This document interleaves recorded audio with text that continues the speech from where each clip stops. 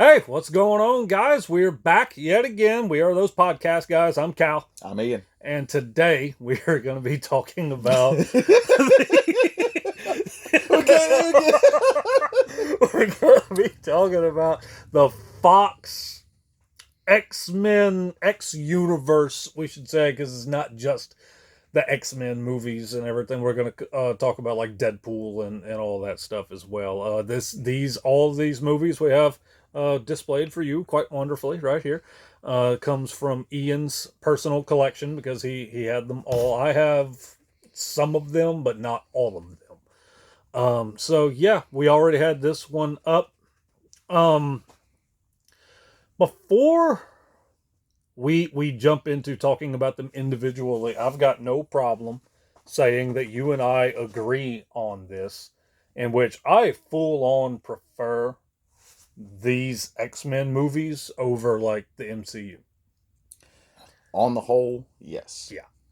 Now, they're not perfect. no, by no means are they perfect. I mean, they definitely had some problems here and there. You don't have them here, but we can even mention like the Daredevil and the Elektra movies and all that. I might vamoose out of the out of the frame to go get my copies of Daredevil and Elektra. But yeah, just as a matter of fact, I'm going to do that now. Entertain them. All right.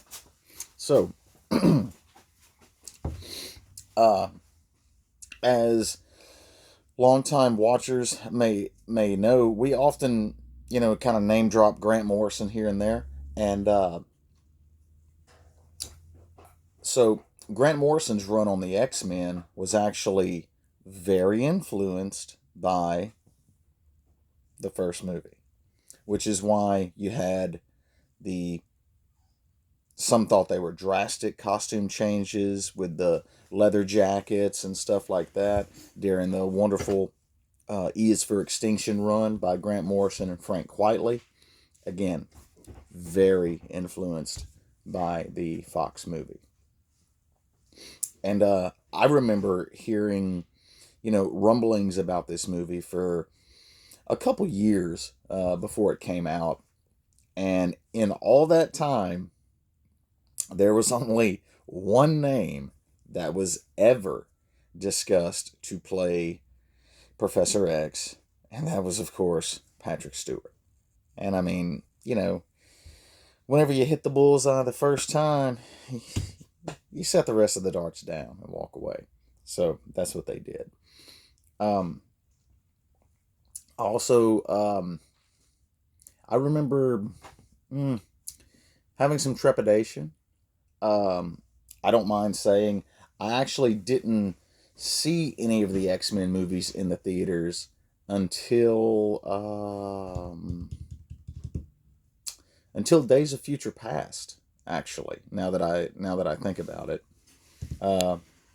yeah, I saw the Wolverine and Days of Future Past and Apocalypse in theaters, but the rest, life kind of got in the way, and so I wasn't able to really see any of them in theaters until then. But I remember the anticipation for years because in the starting in the 70s, Marvel had started selling movie rights to various properties and characters. Famously, there was talk of a Silver Surfer movie in the 70s, and this led to an original graphic novel, free from any previous continuity, being the final work created jointly by Stan Lee and Jack Kirby. That was the final time that they worked together, and that was to have been based on the screenplay that was written for what was to have been a Silver Surfer movie that unfortunately never materialized. But you can read the graphic novel. There was also at one point James Cameron was attached to a possible Spider-Man movie. I like Cameron, but thank God that didn't happen. Let's just say he had some definite ideas on making it his own. I mean, I'm all for a lot of times, a director or writer taking certain liberties to try and make it their own or whatever. But then sometimes it's like they go so far. It's like you're not even doing an adaptation of what this is supposed to be at this point. Right. Like, you know what I mean? Like, you could have just called this anything else. But yeah, whatever. So for viewers of a certain age, this is pre MCU. This was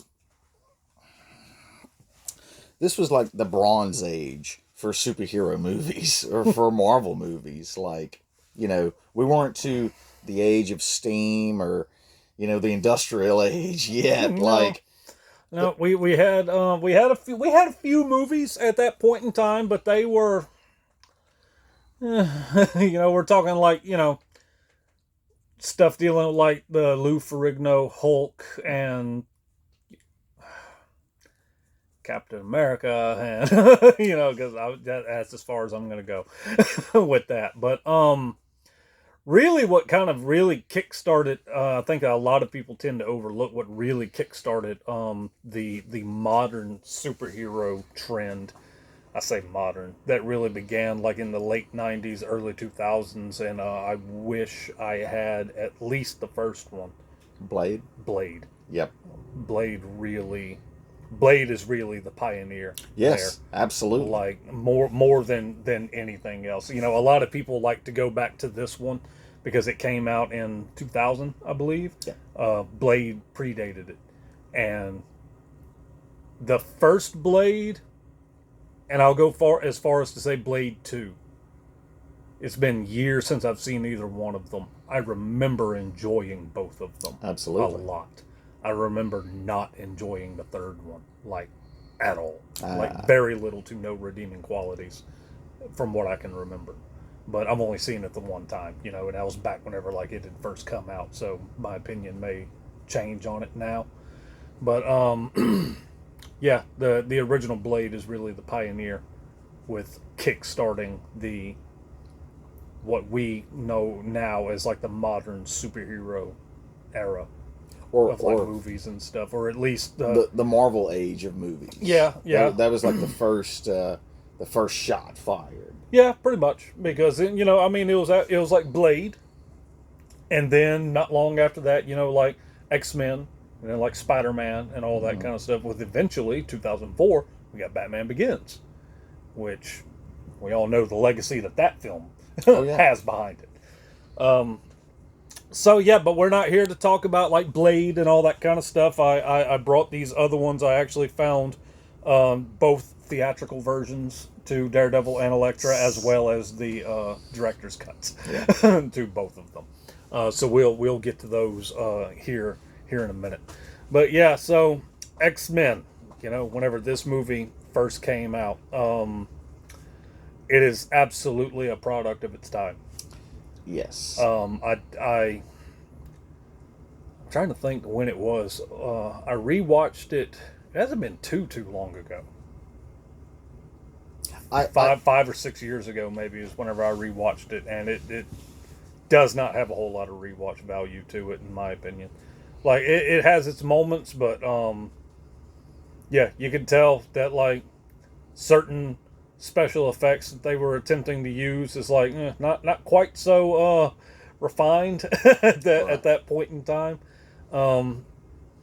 But yeah, like I remember whenever it first came out, I was like, okay, and I'm not even, I'm not an X-Men guy. Right. And then watching this movie, I was like, okay. Even though for the most part, I would say it's not necessarily X-Men, it's more like Wolverine and Friends. It very much more so the further on the franchise goes. Yes. But this pretty much laid out the groundwork for it. I like the movie overall. I mean, Same. Like it has its moments where I'm like, there's the line with what happens to a toad when it's struck by lightning. One of the dumbest lines in the history of. Same thing that happens to everybody. Yeah, just no. So complaints. hopefully we get a ton of comments. I negative, positive, I don't care.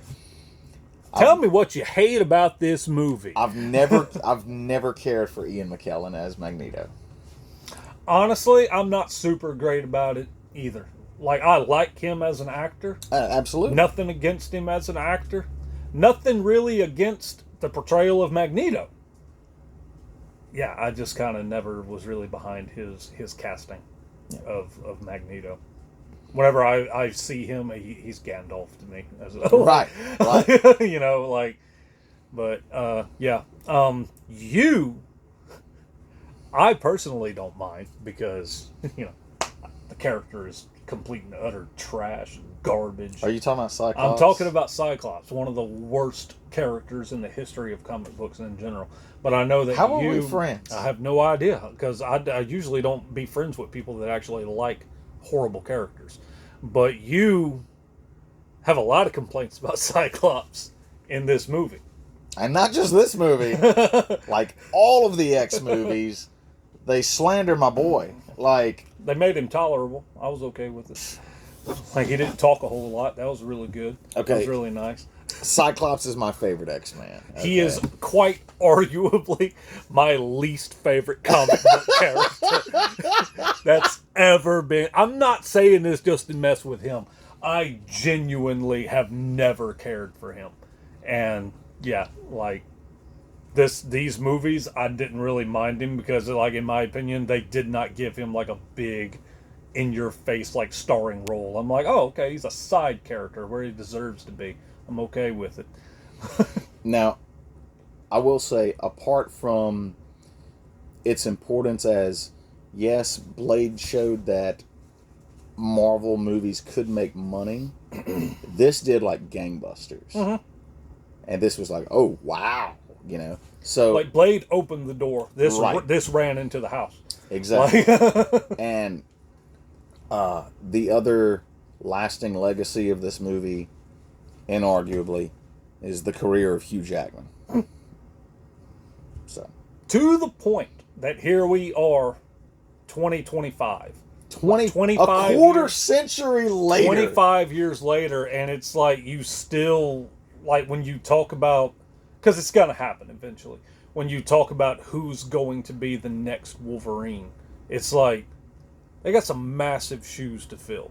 There's not a whole lot of people that can say they've played a singular character for 25 years. And not only that, is like they are that character. Oh, yeah. Like, as much as I'm not an X-Men guy or a Wolverine guy or anything like that, like, I've got zero issues with Hugh Jackman as Wolverine. Absolutely. None. I've got nothing negative to say about it. You know. But yeah. I mean, the plot is there. Is it though? Like, I mean, it's a okay. Now, okay, my biggest complaint about not just this movie but the next couple movies, I think you know what it is. That would be the casting of Rogue. I don't know what they were thinking. So ahead, for those of you that don't know, Ian is not a fan of Anna Paquin. I have zero issues with her. I have zero issues with her on True Blood. Rogue, she's not. I will say she like, and I'm not gonna lie. And I'm not saying this just like, you know, as that guy like trying to come to defense of her or anything like that. I don't think that's her fault. Like, think about, narratively speaking, Rogue in this movie versus who and how Rogue is in the comics. I don't think anybody would have done a decent portrayal of Rogue how she was supposed to be. Like, I mean, I'm just saying that's just my 2 cents on it. But yeah, I don't have any problems with her. But of course, you know, again, you're going to hear a lot less. I'm just being honest here. You're going to hear a lot less complaints about me as far as like portrayals and stuff like that go, because I'm not an X-Men guy. Right. So a lot of times whenever it's like somebody got cast as so-and-so, I'm just like, okay, whatever. Oh, he's nothing like a comic counterpart. I'm like, I don't care. You know, whatever. I liked him in the movie. It's fine. Like I just didn't. You know, that's just how it is. But yeah. So, um, Yeah, love Halle Berry as Storm. Just wish oh, she was fantastic as Storm. she just needed more screen time, Yeah, more yeah. lines, Yeah. and Homeboy that played Sabretooth, I liked him. yeah, Tyler Mane. Yeah. Okay. Yeah. Yeah. I really liked him. You know, Yeah. Darth Maul was Toad. Ray Park, yes. Yes. Went out like a punk. Like, look. And Famke Jensen as Jean Grey. Again, what? I'm not a Jean Grey fan. So, okay, moving on. We have a lot to go Moving through. on, we're done. We're done with that nonsensical movie. Okay, so X2. I'm very fond of this movie. I love this movie. I will say I've got hardly nothing negative to say about this movie. Even though you and I was talking about this movie a month ago or whatever, and Something I told like you that. about it, like a mutual friend that like really showed his comic book character ignorance whenever it came to this film. I'm not going to mention any names or anything. If by some chance he's watching this video, screw you. But when this movie first came out, he had watched it. I had not. And he pretty much told me, because, you know, he called me or whatever, or I called him, one or the other, and we were talking about it. He said he watched it. And he's like, there's some people in this movie that you're not going to expect to see. And I'm like, really? Like who? What's going on? He said, Iron Man. I was like, Iron Man? I was like, really? Iron Man? He's like, yeah. I was like, okay. Yeah, I would not expect to see Iron Man in the X-Men sequel. Sure. Let's, you know, and so at some point in time, like, I watched it or whatever, you know, and so, like, watched the whole movie. I'm looking for Iron Man. Do not see Iron Man. And so I'm like, okay. So, like, after I watched the movie, I call him back, and I'm just like, I'm not going to lie, I'm a little confused. He's like, what are you confused about? I was like, there's Iron Man. He's like, well, you watched the whole movie, didn't you? I said, very closely. I was looking for Iron Man, you know? I'm like, what's the deal here?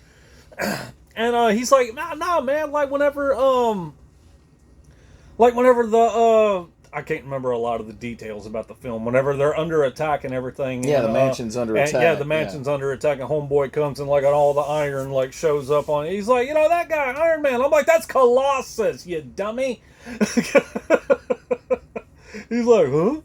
I'm like, oh my god. I was like, I watched that entire movie looking for Iron Man, and it was Colossus that he was talking about. I'm like, first of all, how do you get those two confused? Some people could sit there and be like, well, I can kind of understand. No, I can't. I can't. If you have even the slightest, if you've read one comic book in your life, I don't see how you can get those two confused. Yeah. Like, no, I was just whatever. And then, you know, obviously spoilers. And again, as I always like to say, these movies came out in the early 2000s. It's 2025. If you haven't seen them by now, that's on you. But, you know, then at the end, again, just showing his comic book character ignorance and stuff, is that Jean Grey sacrifices herself and unlocks her phoenix powers and all that stuff. And you know, at the end, like, we see the phoenix under the water and all that, and that's the next thing that he says. He's like there's one part about the movie that confuses me though, and I was like, well, because he told me that Jean Grey died or whatever, and I'm like, well, I said, she didn't die. He's like, yes, she did. And I'm like, no, she didn't. And he's like, no, she sacrificed herself for everybody. I'm like, dude, you didn't see the phoenix, like, under the water, like, at the very end? He's like, no, I saw that. What was that? What was the deal with that? And I'm just like, like you said just a little while ago, how are we friends? How was me and him friends? I'm like, dude, you getting Iron Man and Colossus mixed up. You don't know, in an X-Men movie, you see a silhouette of a flaming bird underwater, and you can't put two and two together that's a phoenix. Like, anywho, yeah. I like this movie. Oh, yeah. I really do. I mean, Alan Cummings as Nightcrawler. Oh, dude, amazing. That entire first scene, like when he's just teleporting here and there, like, This is probably my favorite of the original X-Men trilogy. Yeah, I would say so as well. But yep. I just I freaking love this movie like there's no tomorrow. The scene of Magneto escaping. Mm-hmm. Yeah. I love it. I love it. Say what you will about the casting. I'm like, it's such a Magneto thing. Just like, in case you guys ain't figured it out yet, we're not, we're not jumping into like any type of production or stuff, anything like that, like I used to with the Kaiju podcast. We're just talking about if we liked it, what we didn't like about it, and all that kind of stuff. And as far as like this movie is concerned, with the things I didn't like about it, off the top of my head, I really can't think of anything. That I disliked about this movie. I'll put this movie up against most modern, like acclaimed comic book movies today. I'll put it up against them. Agreed.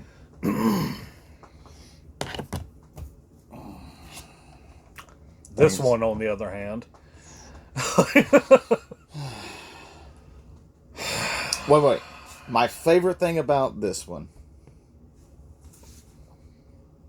Kelsey Grammer as the Beast. Okay. Okay. I'll give you that one, I suppose. Because I'm not even the biggest Beast fan. I'm a huge X-Men fan, not the biggest Beast fan. Yeah. But if anybody was born to play Hank McCoy, it's Kelsey Grammer. It's Kelsey Grammer. Very much so. This one, it has its moments. I know there's a lot of people that really like to badmouth this movie and everything. It has its moments. While I don't think it was necessarily a great portrayal of the Juggernaut, like what he is in the comics, I do like this version of the Juggernaut. Oh, yeah. Like, he was cracking me up like there's no tomorrow. Magneto lifting the bridge and just like, let's just locate this over here. Like that was a really cool scene. I saw a meme about this on Facebook one time where it was showing Rogue. She was happy about the cure and everything, and she said something like, they can really cure us kind of thing, and then Storm comes up to her and it was like, there's nothing, I can't remember the exact line, but it's something like, there's nothing to cure because there's nothing wrong with us kind of thing. And the comments underneath it was like, oh, the girl that touches anything that she kills doesn't have anything wrong with her, as told by the girl that creates clouds. But seriously, it's like you watch that scene and it's like, man, the audacity of you. Like, this girl cannot touch people without them borderline dying. And you're going to look her in the eye and say there's nothing wrong with you? But again, we never really got Rogue in any kind of good. Okay, I'm glad you're going there, because that's what I was going to say. Like, as popular as Rogue is today, she was perhaps even more popular then. And there's a reason she was a powerhouse back then. Yes, there's a reason there's a reason they gave her that power set that they did back then. Like, talking about like the X-Men animated series and all that, and also just what she was doing in the comics and everything, and then to take Rogue and turn her from that into just this whiny, mopey teenager that we see her use her powers maybe three times. The extent of it is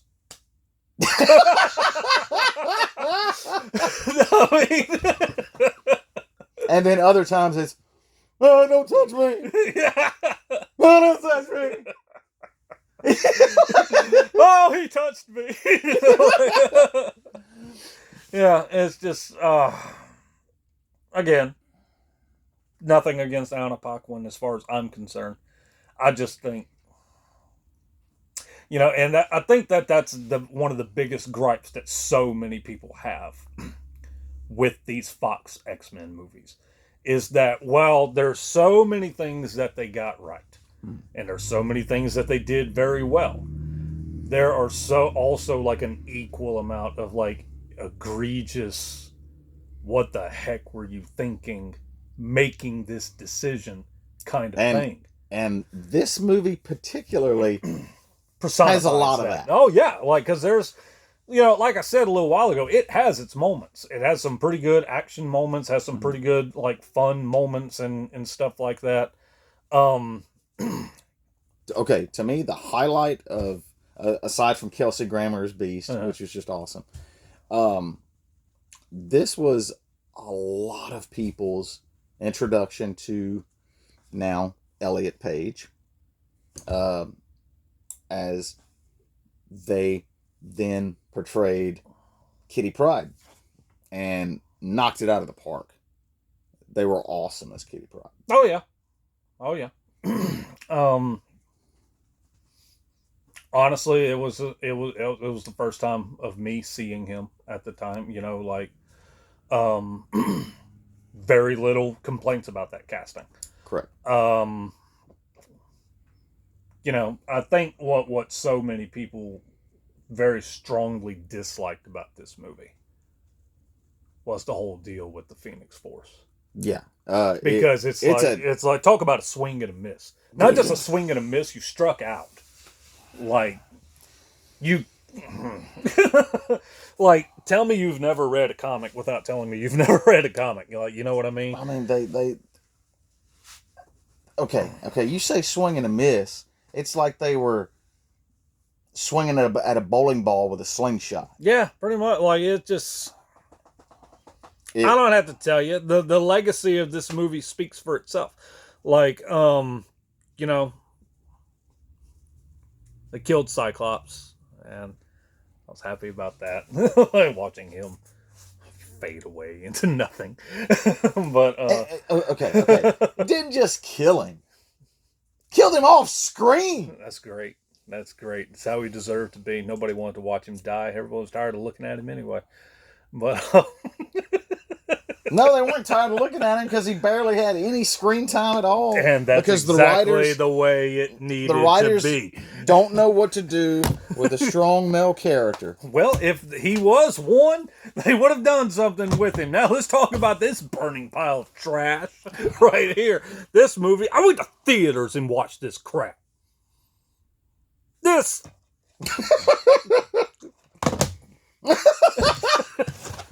This is trash.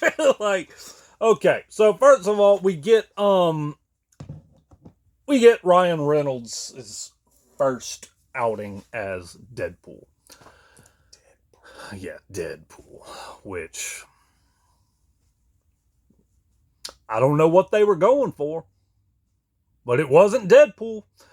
Well, I mean, the same thing could be said for Cyclops in this. Like Kid Cyclops. Yeah. Like. And then, but while Cyclops is a kid, Remy LeBeau, a.k.a. Gambit, is an adult. If we really start jumping into, like, the time continuity of this, we're going to be here for a little while. Like, I mean, this is... Blob was great. Oh, yeah. Yeah, he was good. Like, yeah. I liked, Wolverine called him Bub. Yeah. He's like, did you just call me Blob? He's like, I didn't call him Blob, I called him Bub. But, yeah.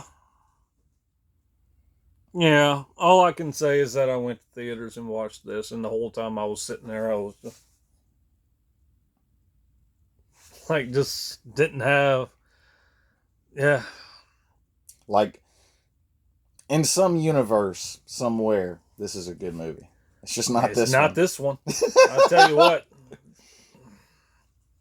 In that universe, there's a whole lot of other movies that didn't get made for this one to be for this one to be compared to and considered great. I tell you that. There now, don't get me wrong. As much trash as I just talked about this junk of a movie, it did have a few moments that I did enjoy. I did like the fact that it really portrayed Wolverine and Sabretooth as being closer at one point in time. I liked at the beginning where it showed them going through what they were going through at different points in time in history. As much of a horrible representation of it was as Deadpool, I do like the ending fight. Yeah. Going up against Deadpool. It's a good fight. Like, it has moments here and there. Now, Liev Schreiber as Sabretooth. Oh, awesome. Oh yeah. I really enjoyed that. Do not care for Gambit in this film at all. Really? No, don't. I just don't. I have no particular reason why. I just didn't. Like, I mean, I like the actor. Yeah, I like the character, obviously, but yeah, I was just never really sold on this portrayal / performance of him and all that. Nothing against him. I just didn't. Yeah, overall, you can skip this one. I mean, you had two losses pretty much back to back. Okay, yeah. I mean, you had like the original X-Men kind of put things on the map, and then X2 is like, okay, this was a great movie, and then boom, X3, and it's like, okay, we lost a step here, and then you follow that up with this, and it's like, okay, we didn't just miss a step, we just straight up fell down. Yeah. Like, so, and in the world of movies, when you have two big mess ups back to back, it's very difficult to recover from that. But not impossible. Not impossible. Because this one very nearly did. This is like one of the most beautiful comeback stories in all of cinema. X-Men First Class, which I am a big fan of. Same. Not just... I'm much more okay with Michael Fassbender's casting of Magneto. God, yeah. and not just that, but the just the chemistry between him and James McAvoy. Mm-hmm. Magneto and Charles just like play chess and chat for like an hour. Oh yeah. Yeah, and have little jabs at each other and very, stuff. Very well acted. Seeing Magneto grow as a character, and his powers are slowly growing and all that kind of stuff. The whole origin of like how he gets his helmet and all that kind of stuff. Just And dude, Kevin Bacon kills it. Yes, in this he movie, does. dude. Like, and speaking of like Magneto and like origin wise and all that kind of stuff, I'm gonna go even further back to the first X-Men movie that I kind of forgot to talk about. That opening scene with Magneto as a kid. Mm-hmm. To me, that's one of my favorite comic book scenes in movies. Yeah. In general. Like, just watching him just scream.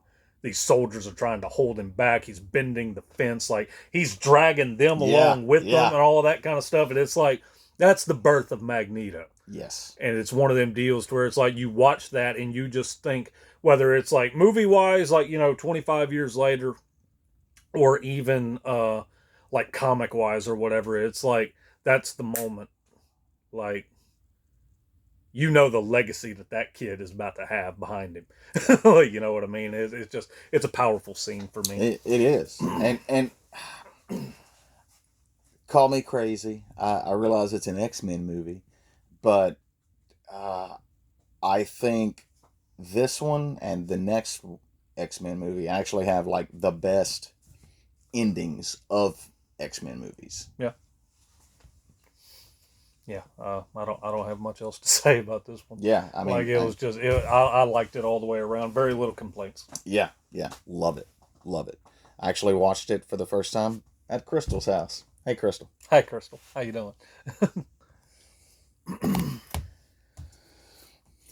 All right. Now, the first Wolverine outing, not so great. This Wolverine outing, I really enjoyed. Same. Like, did not go to theaters to see this one. At this point, I did. I mean, it was one of them deals where it's like I remember the pain from the first. So it's like, you're not doing this to me again. I'm gonna wait for home media for this one and everything. And so yeah, I waited for it to come out on DVD or Blu-ray. One, I can't remember which one I ended up getting. But my brother, big Wolverine fan, big X-Men fan, so I brought it over and I was like, okay, let's give this a shot, and we sat down and watched it, and we were like, well, that was way better than the first one. Well, so the source material is specifically the Chris Claremont, Frank Miller Wolverine miniseries. Yeah. Nope, didn't know that. But yeah, I'm not gonna lie, I've only seen this movie maybe twice since it came out, so I don't have a whole lot of like remembering like a lot of details to be able to talk about like specific scenes or anything like that. Um, I remember I enjoyed the fight with Silver Samurai Mm-hmm. and all that. Spoiler: Silver Samurai's in the movie. Oh, that. It's on you. I loved like the train fight scene. See, I can't even remember. Yeah.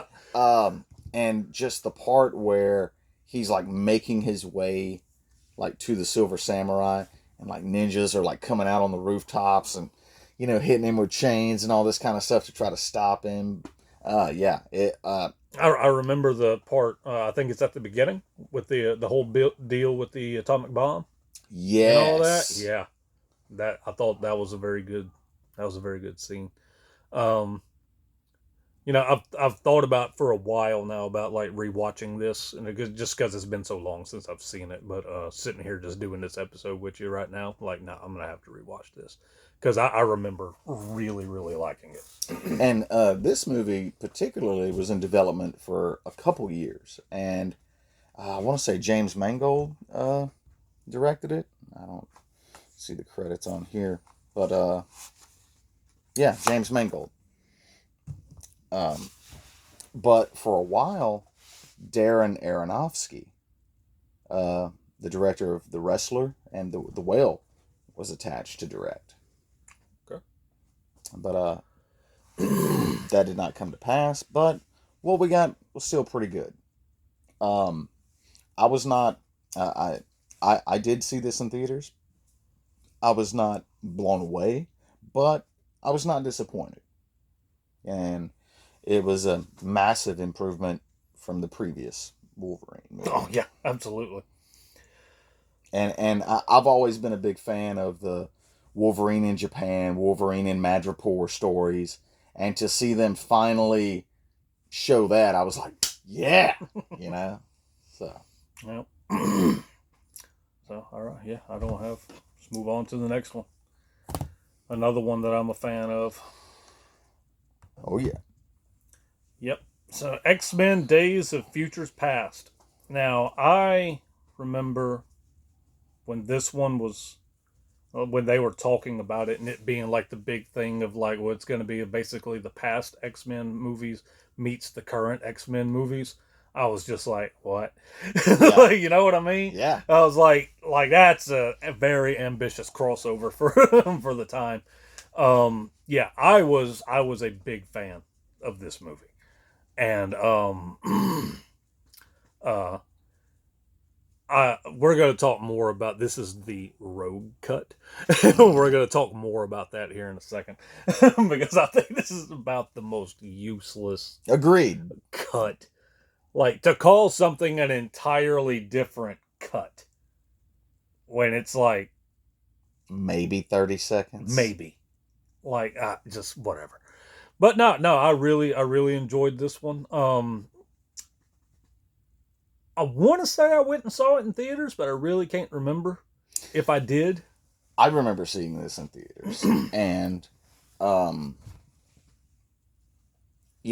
remember talking to fans and stuff afterward, and they were like, "So, what does this mean with the timeline and everything?" And like me and my daughters have talked about it. Gracie especially is a big fan of the X-Men movies, and she and I have talked about the timeline. And in a way, it's kind of perfect if you're an X-Men fan, that the movies would have this kind of like timey-wimey, kind of thing, because the comics are very much like that. Um,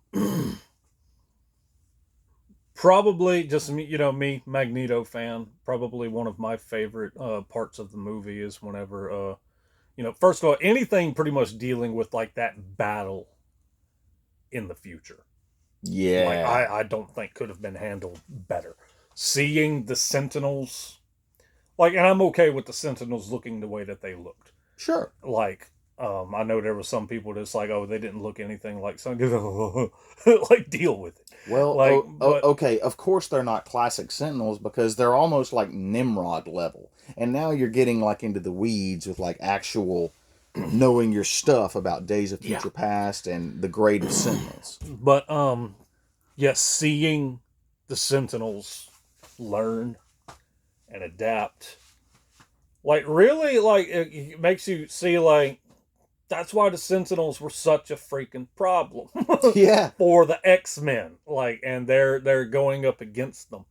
And probably my favorite scene of the movie is whenever the Sentinels are getting closer and all that kind of stuff. And there's one point where I can't remember exactly like what gets said or whatever, but someone said something like, we're having a hard time stopping them or something like that. And you see Magneto pretty much look at Charles. Charles looks at him. Magneto just turns around and walks out there. And like, and Charles watches him go out there, and it's like you could see the pain in his face, to where it's basically like, this may very, very well be the last time I see him. Yeah. And at this point, we don't know exactly what went down. At this point, they're no longer enemies. Oh no. Obviously, they've come back together because of the Sentinels and stuff like that. Yeah, but yeah. To jump from where we were at the end of First like Class. X3.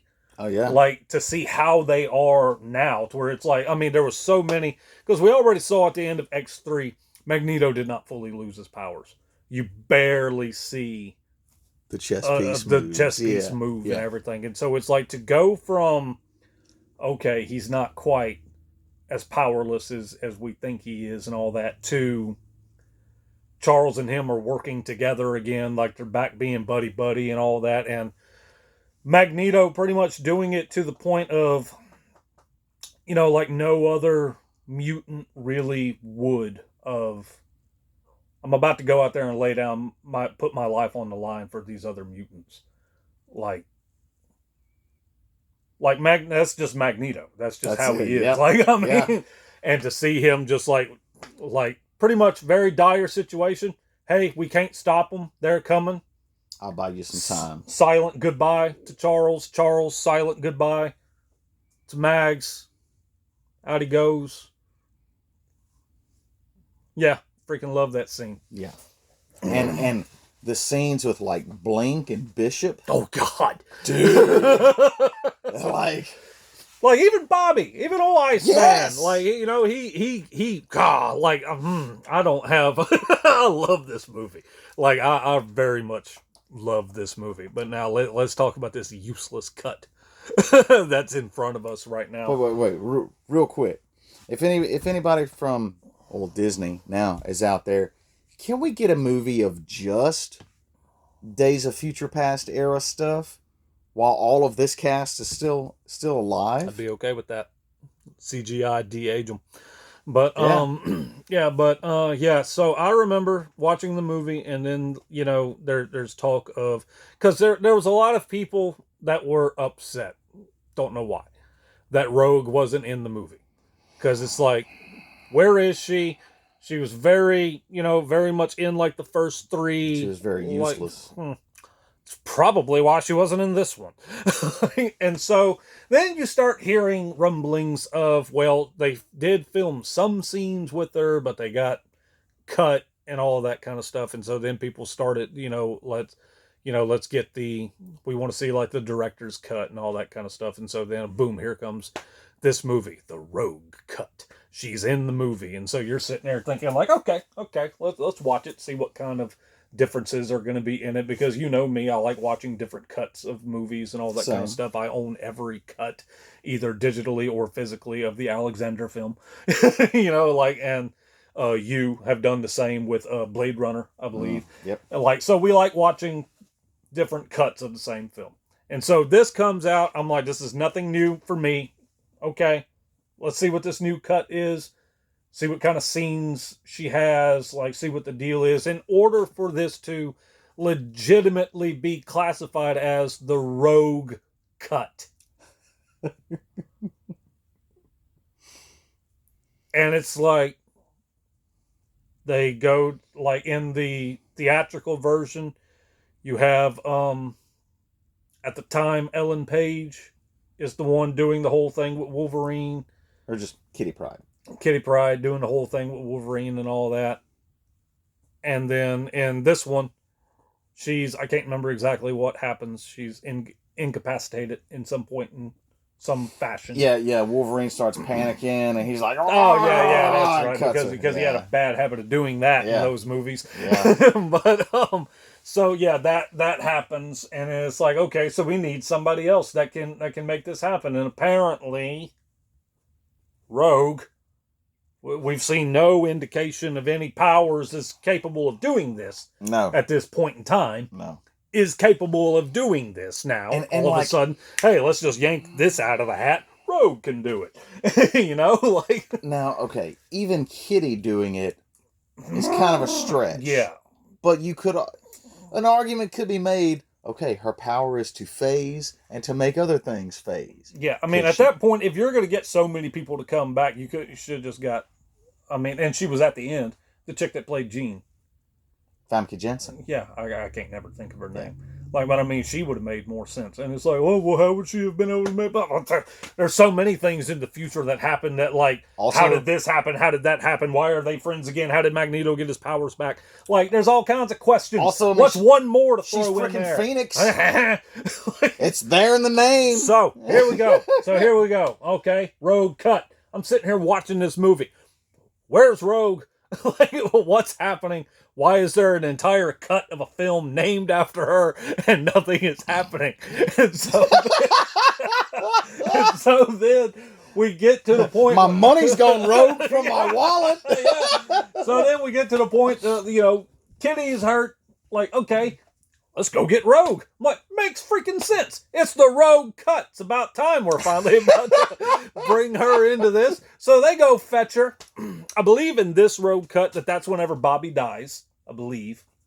I've only seen this particular cut the one time. Because I was like, what a useless cut this was.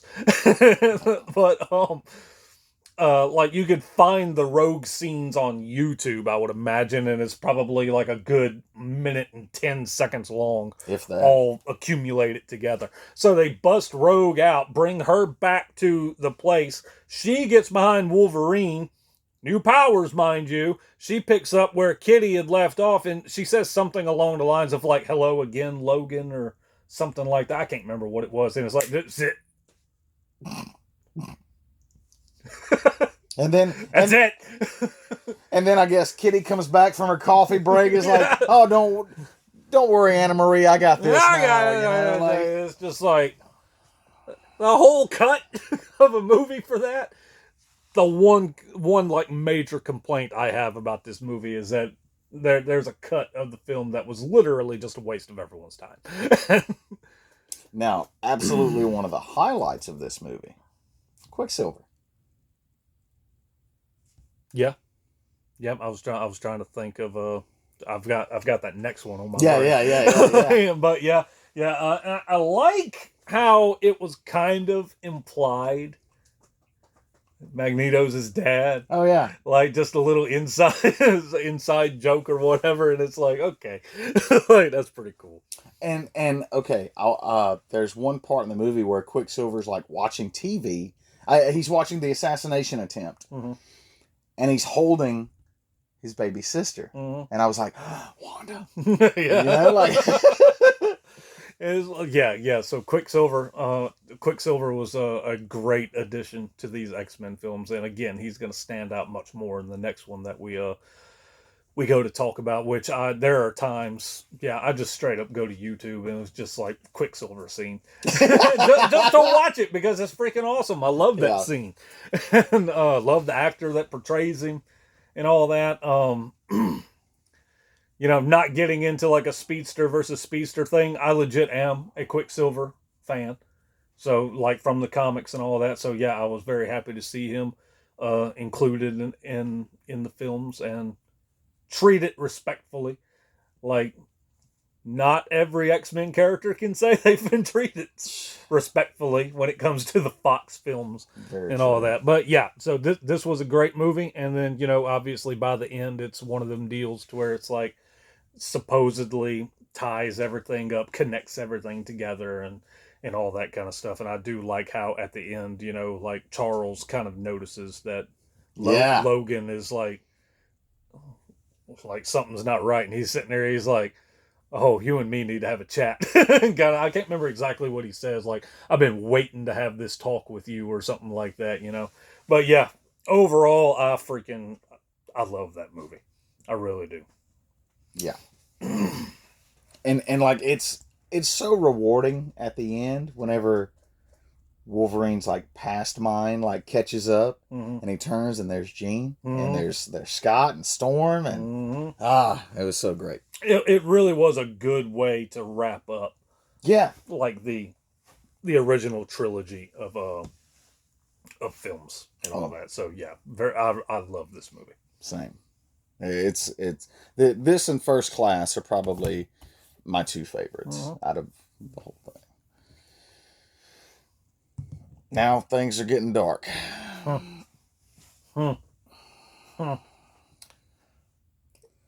Okay. So, we had talked about with, first X-Men, pretty good. X2, great. Freaking loved it. X3, we stumble. Wolverine Origins, flat out fall down. We are then followed up with 3 good entries, in my opinion. With Wolverine, First Class, Wolverine, Days of Future Past. Yep. So it's like, okay, these guys are back. They're on track. We're doing good. I was hyped like there's no tomorrow. Agreed. For X-Men Apocalypse. Agreed.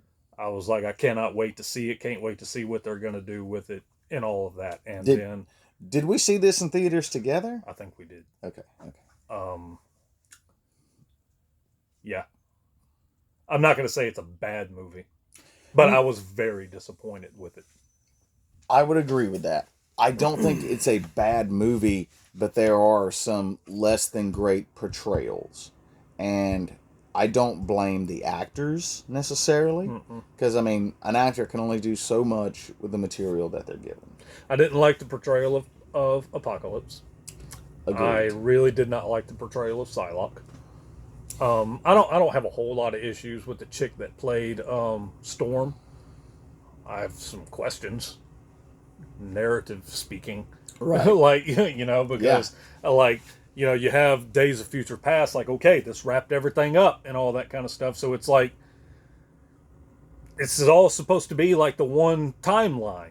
You know what I mean? Or did this become like an alternate timeline? No. Okay. At this point, okay. So the end of Days of Future Past, where Wolverine's memory catches up, that point in time is well after the events of this movie. Yeah, I get that, but it's like I don't see how like we get this younger version of Storm that she looks to be about the same age as Charles. But then there's a big age difference between Halle Berry and Patrick Stewart. Like, I don't know. When it comes to that kind of junk, I was just like, I didn't really see how she fit in there. I do not like how they did Magneto in this film. Like, at all. No, and this movie is where... And guys... I like Magneto. Like, I'm a big fan of him. And I've got more Magneto junk over there. But I just have these here. And yeah, I did not care for how they handled Magneto in this movie. Yeah, this one is where they really started getting lazy in their handling of Magneto. I had high hopes for Sophie Turner as Jean Grey, and then it ended meh. I mean, she's one of the like She's not bad. of the problems I have with this movie. She doesn't even really register on my radar. Right. Yeah. Now that can't be said for the next film that's on that stack, and we'll get we'll get to that here in a minute. But yeah. Now this film has the Quicksilver scene. Yeah. That everyone pretty much is like okay, like I love that scene. Like there's no tomorrow. Again, yeah. Sometimes I just get on YouTube and like, well, I feel like watching that. I also really liked what's his name, Cody Scott McPhee, playing a young Nightcrawler in this movie. Mm-hmm. He was good with the whole Michael Jackson like Thriller jacket. Mm-hmm. I didn't like how they killed off Havoc.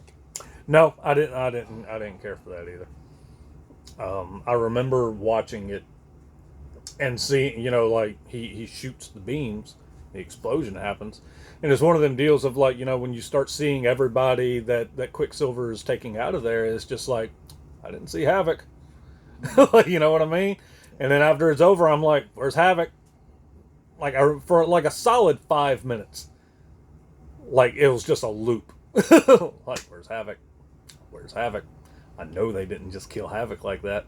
Where's Havoc? And it's just like, okay. And also, correct me if I'm wrong, but isn't Scott the older brother of the two? In the comics, I mean. Not an X-Men guy.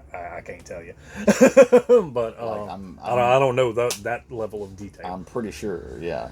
But yeah. Correct me if I'm wrong. Yeah, so. Yeah, Oscar, I don't blame Oscar Isaac for the way Apocalypse turned out. Again, an actor can only do so much.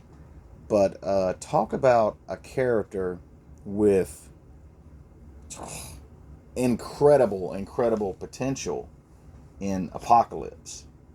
I mean, the guy's power set is like off the chart. And we don't even get a hint of that. No. Like, yeah, this movie was really just like a whole, just about everything about the film was just a massive missed opportunity. Yeah. Like, talk about, again, like, you set up, like the post-credit scene of seeing, like, I can't remember which movie it was, just prior to this one, where we pretty much see, Apocalypse like in Egypt. You can see like the horsemen behind him and all that, and so it's just like, what's coming. You're in Sabanur! You know what's coming. You're pumped. You're ready. You're like, oh my god! Like I cannot wait to see what happens. And then it was, yeah, just a missed opportunity. Now, like just the tease, in that post-credit scene, like. I would watch just a movie of in Sabanur, aka Apocalypse, in ancient Egyptian times. That needs to be a movie on its own. Oh yeah. So, but yeah, missed opportunities. Yeah.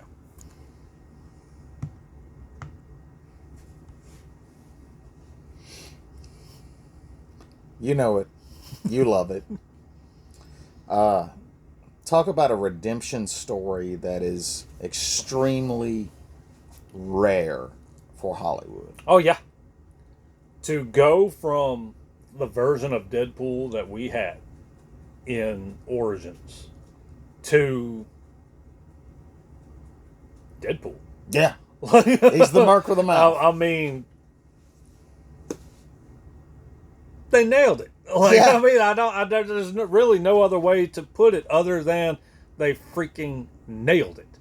Now, I mean, don't get me wrong, the movie's funny, I love how, I think Ryan Reynolds very much had something to do with like the writing of the film, Oh yeah, very tone of the much. film, and all that kind of stuff. I loved that. Very much dealt with the like breaking the fourth wall and all that kind of stuff. Like whenever he goes to the X mansion and everything, he says something along the lines of like, "Why is it always just you two? It's Yeah. like this is the only we can only afford two X-Men or something." Yeah, like, yeah. yeah, yeah. I really like this movie. It's been a while since I've seen it, but yeah. I don't know any other way to describe it other than it's a Deadpool comic Yeah. taken out of the page, thrown up on screen. There And it is. and like, I've heard some people say, and I have thought this myself at times, like, does some of the jokes and stuff like go on too long, kind of like a pacing kind of thing? But at the same time, that's Wade. That's Wade takes stuff too far. that's just him. He doesn't know when to stop. Um, like, and I love the fact that it was rated R to really let Deadpool be the way he needs to be and all of that. See, and trying to think of really how to put it. A lot of gripes that I have with the MCU overall is that I feel a lot of their humor is forced. Agreed. There are moments where it's like, this didn't need to be a funny moment. I think what a lot of people really go to, because it is one of the low lights of the MCU, is the dance off in Guardians of the Galaxy. Yes. Like, say what you will about the movie as a whole or whatever like that. That part is dumb. Yes. There's no other way to put it. It's stupid. Yes. It's forced. You were trying to go for a laugh, and we watched it in theaters. There was some laughs. There was a few long lasting. It's considered to be one of the dumbest moments in the MCU. Like, dude, everything that's on the line, everything that's at stake. That's your answer? A dance off? Like, that's largely my problem that I have with the MCU. Much later MCU. Early on MCU, it wasn't that bad. But it's like, later on MCU, they really got to the point. It was like, we got to make it funny. Every single one of these movies has to be a comedy. And I could not stand that about the MCU. It has just seemed like they just threw, like, every single character that was encountered was a freaking comedian. They had they had smart aleck responses to literally anything that was being said and all that. And it's just like, that's not how everyone is in real life. You know what I mean? And Exactly. and it would drive me insane. With all of that said, this pretty much nailed the tone, the humor. I do not feel like a lot of the jokes were. I feel like maybe some of them were a little forced. Not gonna lie, because it's just, to an extent, it's just kind of ridiculous. Like, I cannot think of the character she was portraying, Gina Carano's character that she was portraying. I mean, I know who you're talking about. And she's fighting Colossus, and her boob pops out. Yeah. And it's the whole like, oh, I'm sorry, you're it's just like, I remember that part happening. Yeah, I'm just kind of like, like, really, like, everything that's going on, big fight and all that kind of stuff. You're gonna choose right now to, but I don't know. I see that as more of a kind of jab at Colossus's character, because he was just, he's the one who took a step back and was like, like, I don't think it was bothering her. No. I think she would have been very unbothered by it. So many other things she's done in that movie, I don't think she's too worried about one of her boobs being exposed. That's just me. But yeah, I have very little complaints casting wise. Agreed. For this movie. I think everyone pretty much nailed it to the best of their abilities and all that. Story wise, like, I was down for the plot for most of it. and everything. I've seen it 2 or 3 times. Went and saw it in theaters. Like, yeah. Love, like, during the opening credits, like, it wasn't just your standard credits. It was just like, this idiot right here wrote this movie, Yeah. like, Yeah. like, stuff like that. But, overall, yeah, I liked it. I liked it. Agreed.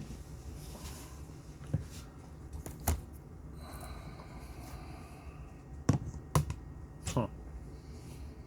I can't say the same for this one. I'm not going to say I disliked it, Right. but it certainly doesn't hold up to that first one there. To me, I can chalk up my problems with this movie pretty easily, and that's the casting of Josh Brolin as Cable. I don't think Brolin is a bad actor. I just don't think he was the right actor. Well, there's some. I mean, to there's be Cable. Yeah. I mean, there's some people that's just not right for certain roles. But whenever he was cast as this movie, I think he unless correct me in the comments if you know off the top of your head, I want to say that he holds the record for like portraying a character in like different, because he was Jonah Hex in DC. Mm-hmm. He's Thanos in the MCU. Mm-hmm. He was Cable in the Fox movies. Like, I can't think of another actor that has been in like all three of like the big name, like, superhero studio films or whatever. That's a good point, actually. Yeah, I don't know if there's another one of those. If you know, like, by all means, tell me. Like, but yeah. Yeah, I just remember not being super blown away by this one. I've seen it just the one time. I didn't go see it in theaters whenever it came out.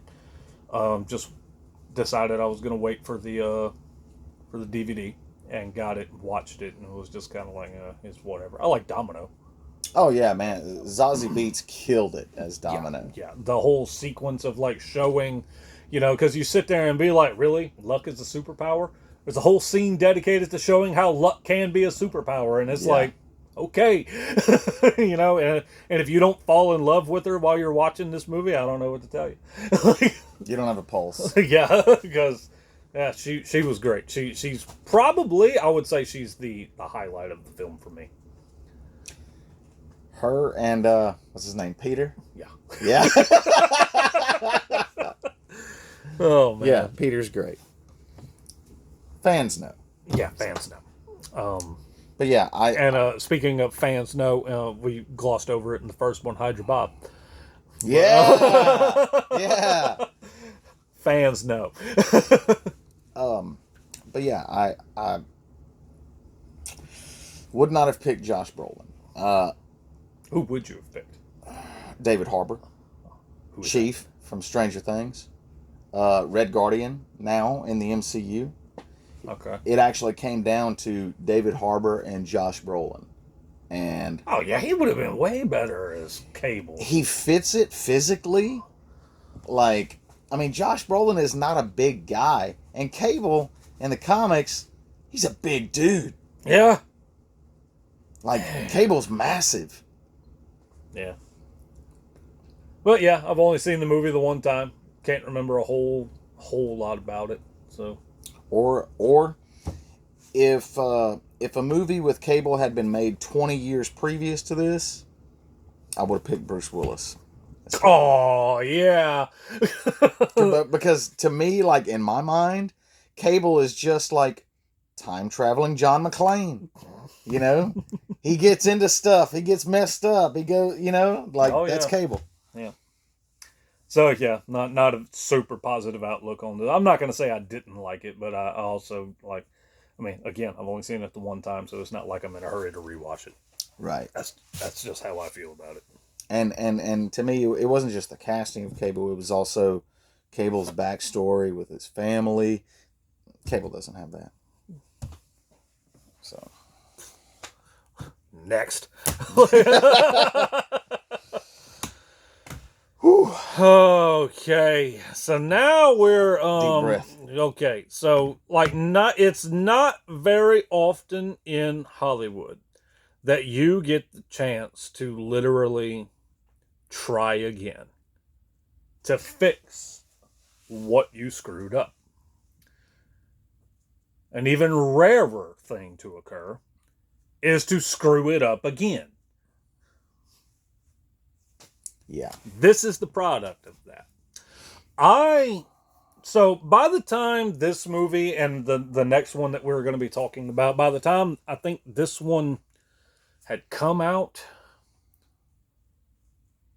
okay, I'm trying to, like, timeline wise, it had been announced that the mouse was pretty much going to acquire everything. And I think that that's part of the main reason as to why this one was a financial failure. Because audiences will get to a point where it's like, oh, this isn't going to count eventually. Right. So we don't care. Right. We're not going to watch it. I mean, to me, that's a pretty big indicator of whenever we were talking, I think our first episode, when we were talking about going from the Snyder verse to the Gunn verse, pretty much, and talking about how we go from Aquaman, that had become the highest grossing DC Comics film of all time, to its sequel, 400 million, like something like that, like barely broke even or something. Like, it wasn't because people wouldn't interested. I don't think it was because people wouldn't sold on Jason Momoa. He's one of the more popular actors right now. It had everything to do with that at that point in time, everyone had already basically been told Snyderverse is gone, James Gunn's coming in, everything's being rebooted. Same thing with this. People were like, well, then why bother? I'll just wait for it to come out on DVD. Why do I care about going to watch that? So that, and I want to say the advertising / promotion for this movie was almost non-existent. Yeah. And to the point where, if I remember correctly, correct me if I'm wrong, during the trailers, it isn't even called X-Men Dark Phoenix. It's just called Dark Phoenix. Yeah. I mean, it may have been. I really can't remember. I mean, Hollywood has done it before, to like changing the names of movies up on their release. Edge of Tomorrow. Edge of Tomorrow ended up becoming Live, Die, Repeat. Or vice versa. Yeah, I can't remember which one it was. The female-led Ghostbusters went from Ghostbusters to, upon its release, I believe, Ghostbusters Answer the Call. Yeah. So I mean, it's happened before. But I went a good while without watching this, because I'm not gonna lie, I was one of those audience members that was basically like, I don't care. Like, it's going away. Like, it's all going to be adapted into the MCU at some point anyway. Why would I care about watching this? And so I went a good ways. I had seen all of the X films at this point in time, except for this one and the next one that we're going to be discussing. And so I can't remember what did it, to where I was just basically like, what the heck? Like, I'll sit down and watch it, like, see how it is, And so powered up Disney Plus, because they're on there. I was like, okay, went to this, decided to watch it. And this has not been too long ago. I would say like less than a year ago. I can't remember hardly nothing about that movie. That's how little of an impact it had on me. Yes. Yeah. Like, this movie is sadly extremely forgettable. Yeah. And like, I remember, again, not liking what they did with Magneto. Agreed. And not having too big of a deal, again, with Sophie Turner's portrayal of Jean. Because, again, not her fault. Like, agreed. You can only, if the director says do this, the actor does that. You can't blame the actor for, that's on the director. Well, that and even more so, I would say, the studio approved the screenplay. The screenplay that doesn't reference, the Shi'ar or anything like that. And like, I really feel bad because there are a lot of fans of the X-Men movies that haven't read any of the source material. Mm-hmm. This is what they know. Right. Like, how criminal is that? To take one of the most, just arguably the most beloved X-Men storyline. And massacre it not once, but twice. I wouldn't even say like just one of the most, probably the most beloved X-Men storyline. If you're talking about like influence, legacy, and all that, you got to put the Dark Phoenix saga top 10 of all time across all companies. Oh, yeah. Yeah, I mean... And again, not screw it up once, but twice. Yeah. Same studio. Yeah. Like, yeah, I watched it, and the whole time I was watching it, I was just like, at this point in time, I had heard everything about it, like I had heard that everyone's like, oh, they screwed it up again and this and that. So it's like I knew going in, like, okay, this isn't going to be the best movie in the world. And the whole bit with like, okay, we're going down the road again of the Phoenix Force is just this hidden ability that Jean Grey apparently has, and like, whatever. But, yeah. After it was over, I was just like, nope, can't believe it. Like, twice you screwed it up twice. Like, in that regard, it's like, I'm glad the mouse got it back. Because maybe we'll get something a little bit more, some more meat on it one day, possibly. I mean, now, I don't know. Like obviously, the X-Men franchise is gonna do what it's gonna do now that it's gonna be part of like the MCU and all that kind of stuff. And I would like after this whole like Avengers, Doomsday, and whatever the other one's called, Secret Wars. Yeah, Secret Wars. After all that's wrapped up and everything, give the X-Men some spotlight. Like, let that be the next big giant like MCU event, is Dark Phoenix. That's the plan. Or something like that. Well, so I want to say after Secret Wars, it's going to be called the Mutant Saga. Okay. And the Russo brothers are heading that up. Okay.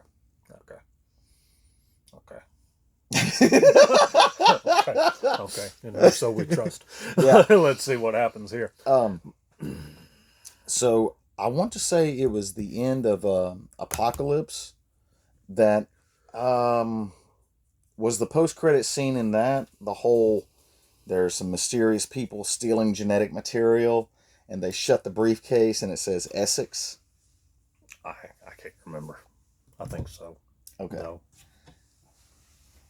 Because that leads to the next movie. I wish I had more to say. Unfortunately, not much of it would be good. Again, I don't blame the cast.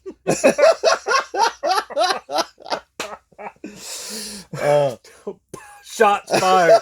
Let me tell you. I wish I had more to say, but it wouldn't be good. Screw your movie.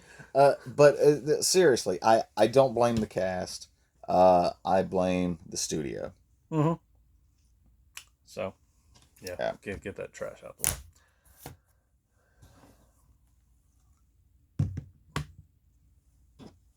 Now, this film, I pretty much watched it kind of back to back with that one.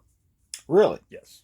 Wait, with Dark Phoenix? Yes. Okay. Because I had not seen either one of them. Mm-hmm. And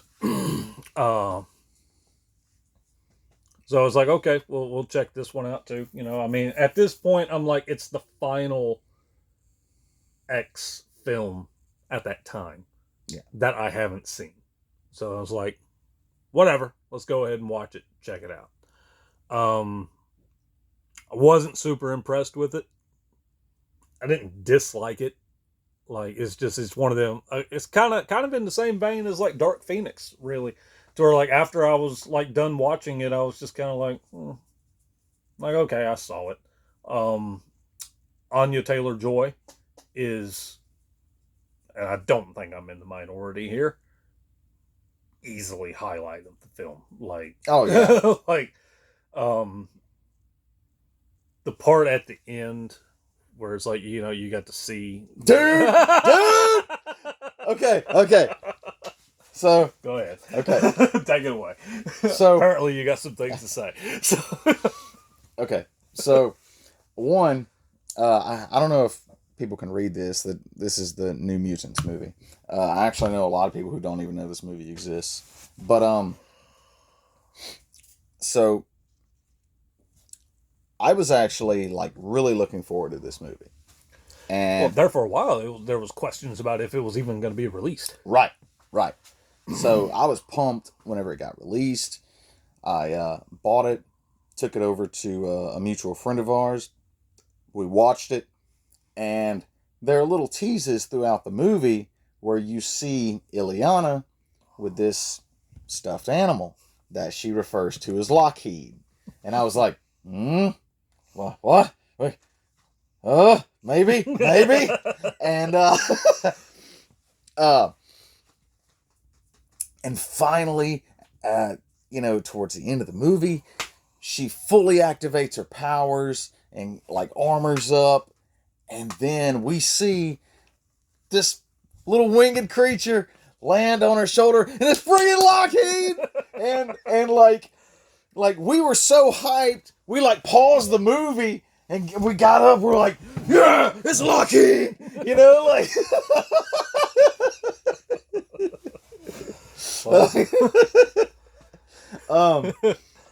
But yeah, I actually really enjoyed this movie. The if I had to nitpick, I would say maybe they needed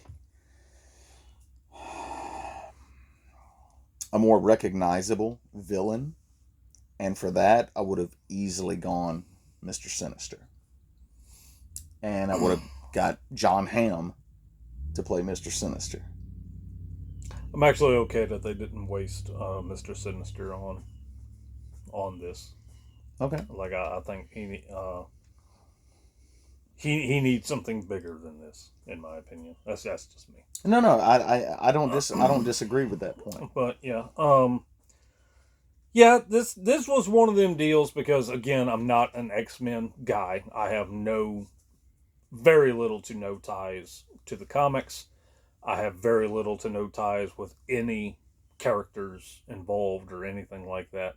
It's part of the reason why I feel the way I do about X-Men 97, to where it's like, yeah, overall, I was like, yeah, for the most part, like it's pretty good. But whenever you started doing episodes centered on characters that, again, not trying to be funny, it's just how I am, centered on characters that I just flat out do not care about. Like, I'm gonna get checked out. I'm just like, no, okay, I'm skipping this. Like, I have no desire to watch something based on this character that I don't want to learn about. Right. And so with this movie, this whole movie was pretty much chock full of characters that it's like, I don't know who any of them are. And so, like, okay, let's watch it. Let's check it out. It's the last one that I need to watch and everything. And as they keep popping up and everything, catching no little nothing, I was just like, whatever. Like, you're like, okay, that's a character again. I mean, I didn't care. And I think I was texting Chris. What's up, Chris? I think I was texting Chris. What's up, Chris? While I was watching it, because I let him know. I was like, hey, I'm fixing to start this, and he's like, okay. And probably about 20 or 30 minutes in, he texted me. He's like, what are you thinking? And I was just like, and I was like, it's okay. And he was just like, he said something like, well, what do you think about this character? And I'm like, I don't care. He's like, really? I'm like, yeah, really. Well, what do you think about this character? And I'm like, irrelevant. Like, I mean, again, I'm not just trying to be this negative person right now. Like, I have no ties to the X-Men at all. Like, did not grow up watching the X-Men, the animated series. I've already talked about, like, when it was that I jumped into comics, I was more DC side than Marvel, so I started reading more DC comics. Like, I was pure T grown before I actually would sit down and, like, let me try to read this X-Men comic or something. Not gonna lie, my biggest exposure to X-Men at that point in time in my life was the first X-Men movie. Like, whenever it came out, I was just like, okay, like, we'll watch this. like I just did not mess with the X-Men. And obviously there's certain characters that I've gotten attached to, since then. Like I've, big Magneto guy at this point. Magneto was right, always will be. But Cyclops is right too. Cyclops is a punk. But yeah, just the whole time I was watching this movie, I mean, like, to me, again, not trying to be funny, I'm just trying to let people see, like, from my perspective, what I was into. I knew so little about these characters or anything about them. Basically, just take a movie that's going to be 100% like original, like brand new studio is like, hey, we're jumping into the superhero world, created these characters straight for this movie, don't know backstory, don't know side characters or anything, and it's like, okay, here you go, watch the movie.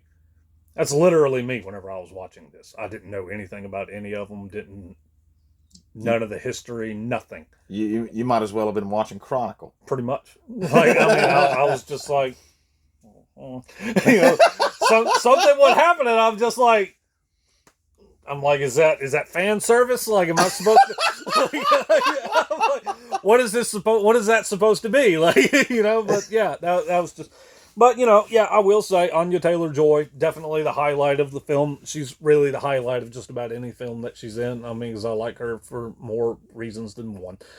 But yeah, after it was over, I was just like, I'm not gonna say quality-wise, it's like Dark Phoenix, because it's not. It's a superior film whenever you look at it as just like film versus film. Right. But as far as like impact and me retaining anything or anything like that, I mean, they're pretty much two peas in a pod as far as I'm concerned, because I just about watched them back to back. Can remember very little to nothing about either one. So what's kind of sad to me, not so first off, I do want to say I do really enjoy this film. I agree, Anya Taylor's portrayal of Ileana was the highlight. See that? That's her name. Didn't know that. Just got reminded of that. So yeah, to me, she was the highlight. I feel like Dark Phoenix and New Mutants both seriously suffered from the sale, because who knows, like, if the sale hadn't happened, would a more critical eye have been put upon the screenplay for Dark Phoenix before anything ever got, greenlit? And if so, would more care have been taken to truly include this in the X-Men universe by maybe having, I don't know, Beast or somebody guest star? Yeah. Something, anything, because right, like some sort of connecting character. Oh yeah, because I mean, like, I'm just sitting here saying, because I'm not an X-Men guy or anything, like, as a comic book reader or whatever, but how many other people went into, like, that their X-Men knowledge is that stack of movies right there, and then they're gonna walk into, like, they start seeing previews for this or whatever, and it's called New Mutants. Okay, just because it's got the word mutant in it doesn't automatically mean people are going to associate, oh, that must be an X-Men movie. Or it's part of the X universe or something like that. There's no telling how many people saw trailers for this or TV spots for this or whatever. No freaking clue it was connected at all. Right. General audience-wise, that it was connected at all to that whole stack of movies that we've already talked about. Right, because I don't think it's referenced at all that Ileana is Colossus's little sister. See that? First time, did not know. What? I did not know that. Are you? You just dropped that knowledge on me. Oh my god, dude. Okay.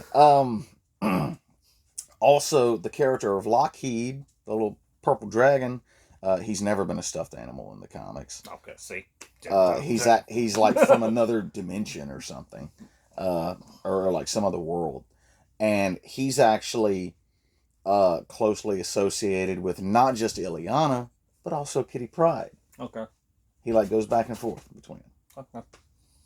But yeah, see, that's just how ignorant I am whenever it comes to X-Men stuff. And just like going into something like this, not knowing anything about the characters. Like, I mean, I already liked her portrayal by itself. You know, knowing her connection to Colossus wouldn't have had anything. You know, wouldn't have changed that. But it's like, yeah. I went in. I was like, it's the last one that I haven't seen. Let's check it out. Let's try it out. Watched it. Retained little to nothing. I was like, okay. I watched it, and honestly have no desire or intention to ever see it again. How's that for a ringing endorsement? Oh well. But yeah, I don't think I agree with you. I think it's certainly better than Dark Phoenix, but like, what could it have been? Mm-hmm. Before we get to that one, let's talk about these ones. Let's end that one on a very high note. On a high note and everything. Well, of course, you and me are about to really talk good about this one because in the very first episode that we ever recorded, I did not make it a secret that he and I are big fans of this movie. Amen. Like, very big fans of this movie. Yep. Like, I will say that, again, not a Marvel guy. So whenever this movie was going to come out, I didn't have a whole lot of knowledge, history, or whatever of Daredevil. Just didn't. Okay. And so whenever this movie comes out and I watch it, like, that's what I know about Daredevil now, was this movie. And I'm like, okay, I want to know more about this character. And didn't hurt that Ben Affleck portrayed him. Oh, dude, I love Ben Affleck. Same. I don't care what any of you have to say. Same. But so I was cool with the casting after watching the movie. Cool with the character. Okay, Jennifer Gardner, top notch. Anything she does, I could watch her on mute. Like,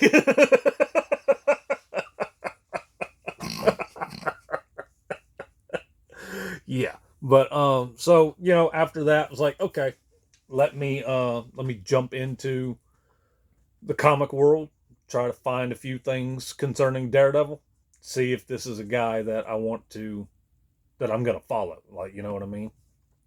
And started reading Daredevil comics whenever I could find them, and Daredevil is now in my top 5 favorite Marvel characters of all time. And I'll tell anybody that it 1000% began with this movie. Awesome.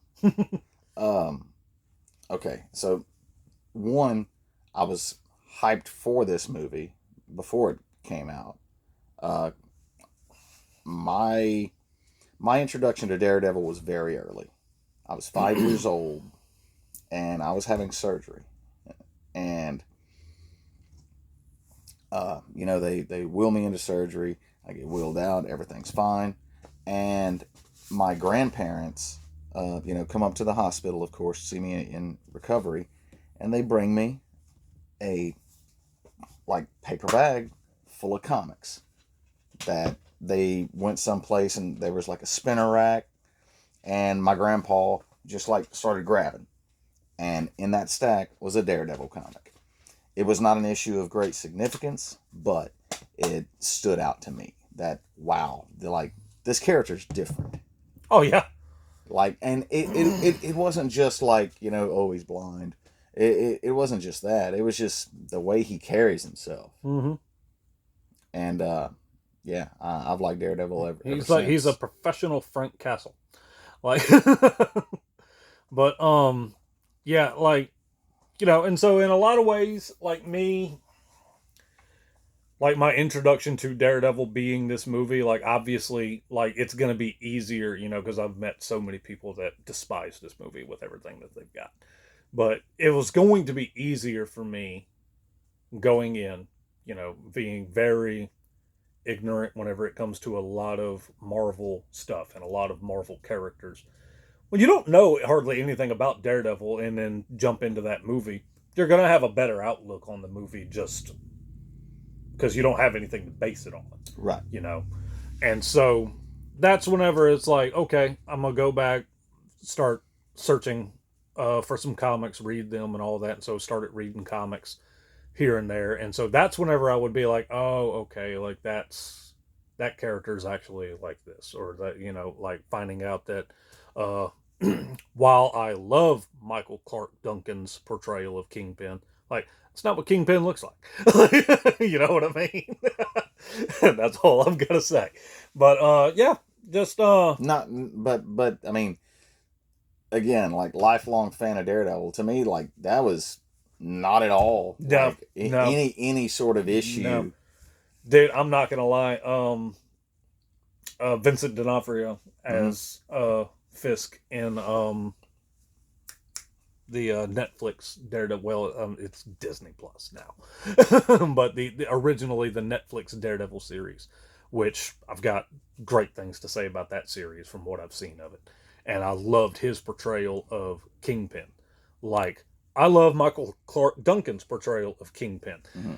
I don't put one over the other, really. Right. Like I just, yeah, I'm sorry. Like, I mean, they're also almost two different characters. oh yeah, oh yeah. Like, you know, I've told you before that me and Emily take turns picking shows to watch and everything. Eventually, Daredevil is on the list because she's not the biggest fan when it comes to like superheroes and stuff, but I think that series is grounded enough. Oh, absolutely. To where it's like she'll feel like she's not watching a superhero movie, you know, like she's just watching this guy be a private detective that can beat the snot out of you too. You know, but yeah, so Colin Farrell, Bullseye, didn't really have a whole lot of problems there. Of course, I don't have a lot of problems with Colin Farrell. I genuinely like him. Agreed. And I mean, you know, don't get me wrong, there are some pretty hokey things in the movie from time to time. The playground scene is probably the most like analyzed. Like whenever people are like, well, why does that movie so in the playground scene? Like, dude, you can't judge the entire movie based off of one scene. But also it was a different time for comic book movies. It very much was. But anywho, so you know, we have this, but I have told anybody and everybody that whenever it comes to Daredevil, that you really need to watch the director's cut.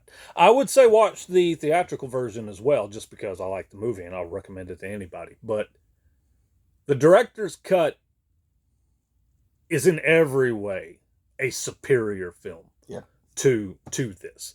There's additional plot lines that are in there. They're like scenes are extended a little bit here and there and all that. It's just a better movie all the way around. There's a novelization to the Daredevil film.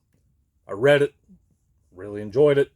Like, yeah, I'm sorry. Now, you're never going to get me to. You're never going to get me to slander this movie. Now, you're just not, because this was my introduction to a character that I ended up becoming a massive fan of, and it all started with this. So, there is a fabulous wealth of special features on the theatrical cut. Yeah. Like the history of Daredevil and analyzing his powers and all that kind of stuff. I'm just going to read for you a little bit. This is the theatrical version, widescreen. This isn't like a collector's edition or anything like that. Like, this is actually just some very basic stuff that movies used to come with before they started coming out with collector's editions, which was basically this. Yeah. But anywho, so disc 1, you've got the full-length director and producer commentary whenever it comes to the movie. Something that's called enhanced viewing mode, takes you behind the scenes as you watch the film. On-screen trivia track, that's basically just as the movie's playing, little did you know facts would pop up like along the bottom or something like that. Comic book chronology, web links, more basically letting you know, just giving you like, hey, you like the movie? Here's some source material that you might you might like to read. That's all for disc 1. Disc 2, 2 60-minute documentaries. I've watched one of them at one point in time. I think it was is like on the movie itself, not necessarily the character of Daredevil. 6 production featurettes, multi-angle scene studies, the Jennifer Garner screen test, which I've watched. The screen test is whenever she's basically the audition for Electra. him, Daredevil asking her for, what did he ask her for? Ketchup or salt? What I can't remember what it was, and she's like, "It's right in front of you." Yeah. and he's like, "Could you be a little bit more specific?" But she was auditioning for that scene, and 3 music videos, a Kingpin featurette, and much more. And that's everything that's in the theatrical version of the film. And not gonna lie, I'm a big fan of the costume. Oh yeah, dude. I love the costume. They nailed the this. costume, dude. Um, like I know some people had problems because they were like, "Oh, Daredevil doesn't wear leather," and it's like, well, it's kind of a heck of a lot more protective than spandex. like, I'm not gonna lie to you, it always gets me whenever people are like so, like, they gripe about little details like that. Well, the Daredevils never wore leather. Who cares? Like, you know what I mean? Like, Yeah. of all the things about this movie for you to gripe about, you're gonna gripe about the material that his costume is made out of. Like, get out of my face. But anywho, yeah. I mean, do you have anything you wanted to? Real quick, there are some great Easter eggs in this movie. One is the final shot of Daredevil in the movie. He's like upside down, in regards to the camera, and he's got the billy club, and he's doing, in the cable, that is extremely reminiscent of the cover of Daredevil #1, The Man Without Fear, from the Marvel Knights imprint. That that particular run was responsible for saving Daredevil, because the title was it had pretty much been canceled. And whenever Joe Quesada and Jimmy Palmiotti were brought in to Marvel to introduce the Marvel Knights line, to revive some street level characters, Yeah. they led with Daredevil. Who wrote that run? Kevin Smith, who has a cameo in that movie. Kevin Smith. Also, my boy, who really popularized the character we think of now when we think of Daredevil, Frank Miller, has a cameo in that movie. But it's like blink and you'll miss it, because he's playing a corpse that was killed by Bullseye. Yeah, I haven't seen this movie in a long time. I might revisit it very, very soon, just because we're sitting here talking about it. But yeah, my love of Daredevil absolutely began with this movie. I have nothing. You're never gonna hear me slander this movie. You're just not. I mean, there might be a scene or two that I'll be like, I wish they could have worked that out a little bit better or whatever. But no, the spoiler alert: the death of Elektra in that film, based on what you and I consider to be the single greatest written single issue Of a comic. in comic books ever, and all of that. Daredevil 181. Yeah. Yeah, love that movie. Very much. Again, became a massive Daredevil fan after seeing it. Just behind me, I've got like some Daredevil Funkos right there. I've got another one up there, like the black and white Daredevil. I've got a few figures and stuff here and there. I remember whenever this was going to be this. It's kind of done as like a movie. But it's one of them deals to where, like, they used to do back in the day, where it would be like, we're going to take 3 or 4 episodes from this ongoing TV series, put them on one tape, and be like, this is a movie together, and all that kind of stuff, And I remember, like, it was after the movie, the Daredevil movie came out, they're like, okay, we're going to start throwing Daredevil stuff all out there to try and get that. And I remember whenever that was being portrayed as coming out, like, as the movie and all that kind of stuff, and me and our mutual friend, the same one that thought Colossus was Iron Man or whatever, he was Team Spider-Man, I was Team Daredevil, and he was sitting there saying, I just don't understand why you think Daredevil could beat Spider-Man, and I'm just like, I don't see why you think Daredevil wouldn't be able to beat Spider-Man. And now years later, Daredevil has beaten Spider-Man. You know, so it's like, part of me is like, I wonder what you got to think about that. You know what I mean? But anywho, so I've just got one more movie to talk about, and then we're gonna. I have one more to talk about, and then we're gonna go with that one to pretty much wrap up the episode. But because of Daredevil, and how, you know, with how, despite what anybody wants to say, it was a decently popular movie, made a decent amount of money. Otherwise, we wouldn't have gotten a spinoff. That's right. And this is that spinoff. Now, I went a long while without watching this. It wasn't, I wasn't avoiding it for any particular reason. It was just one of them deals of like, I just don't want to watch it kind of thing, you know. And Hastings was actually where I got it from. And so what happened, believe it or not, I own 2 copies of the director's cut of this movie. Now, the reason I have 2 copies of the director's cut of this movie... He's that dedicated of a fan. The reason I have 2 copies of the director's cut of this movie is because whenever I got it, brought it home, and went to watch it, like, the disc was damaged to the point it kept skipping. And I was like, like, I mean, it was driving me insane, you know? And so, I can't remember what had happened. Like, I actually was like, well, I'm just going to return this one or something like that. But just me being me, I'd already thrown away the receipt and all that kind of stuff. So I go up there, I'm like, hey, I need to return this because I just bought it like 2 days ago. The disc is all messed up and all that kind of stuff. And it's basically like, do you have a receipt? And I'm like, no.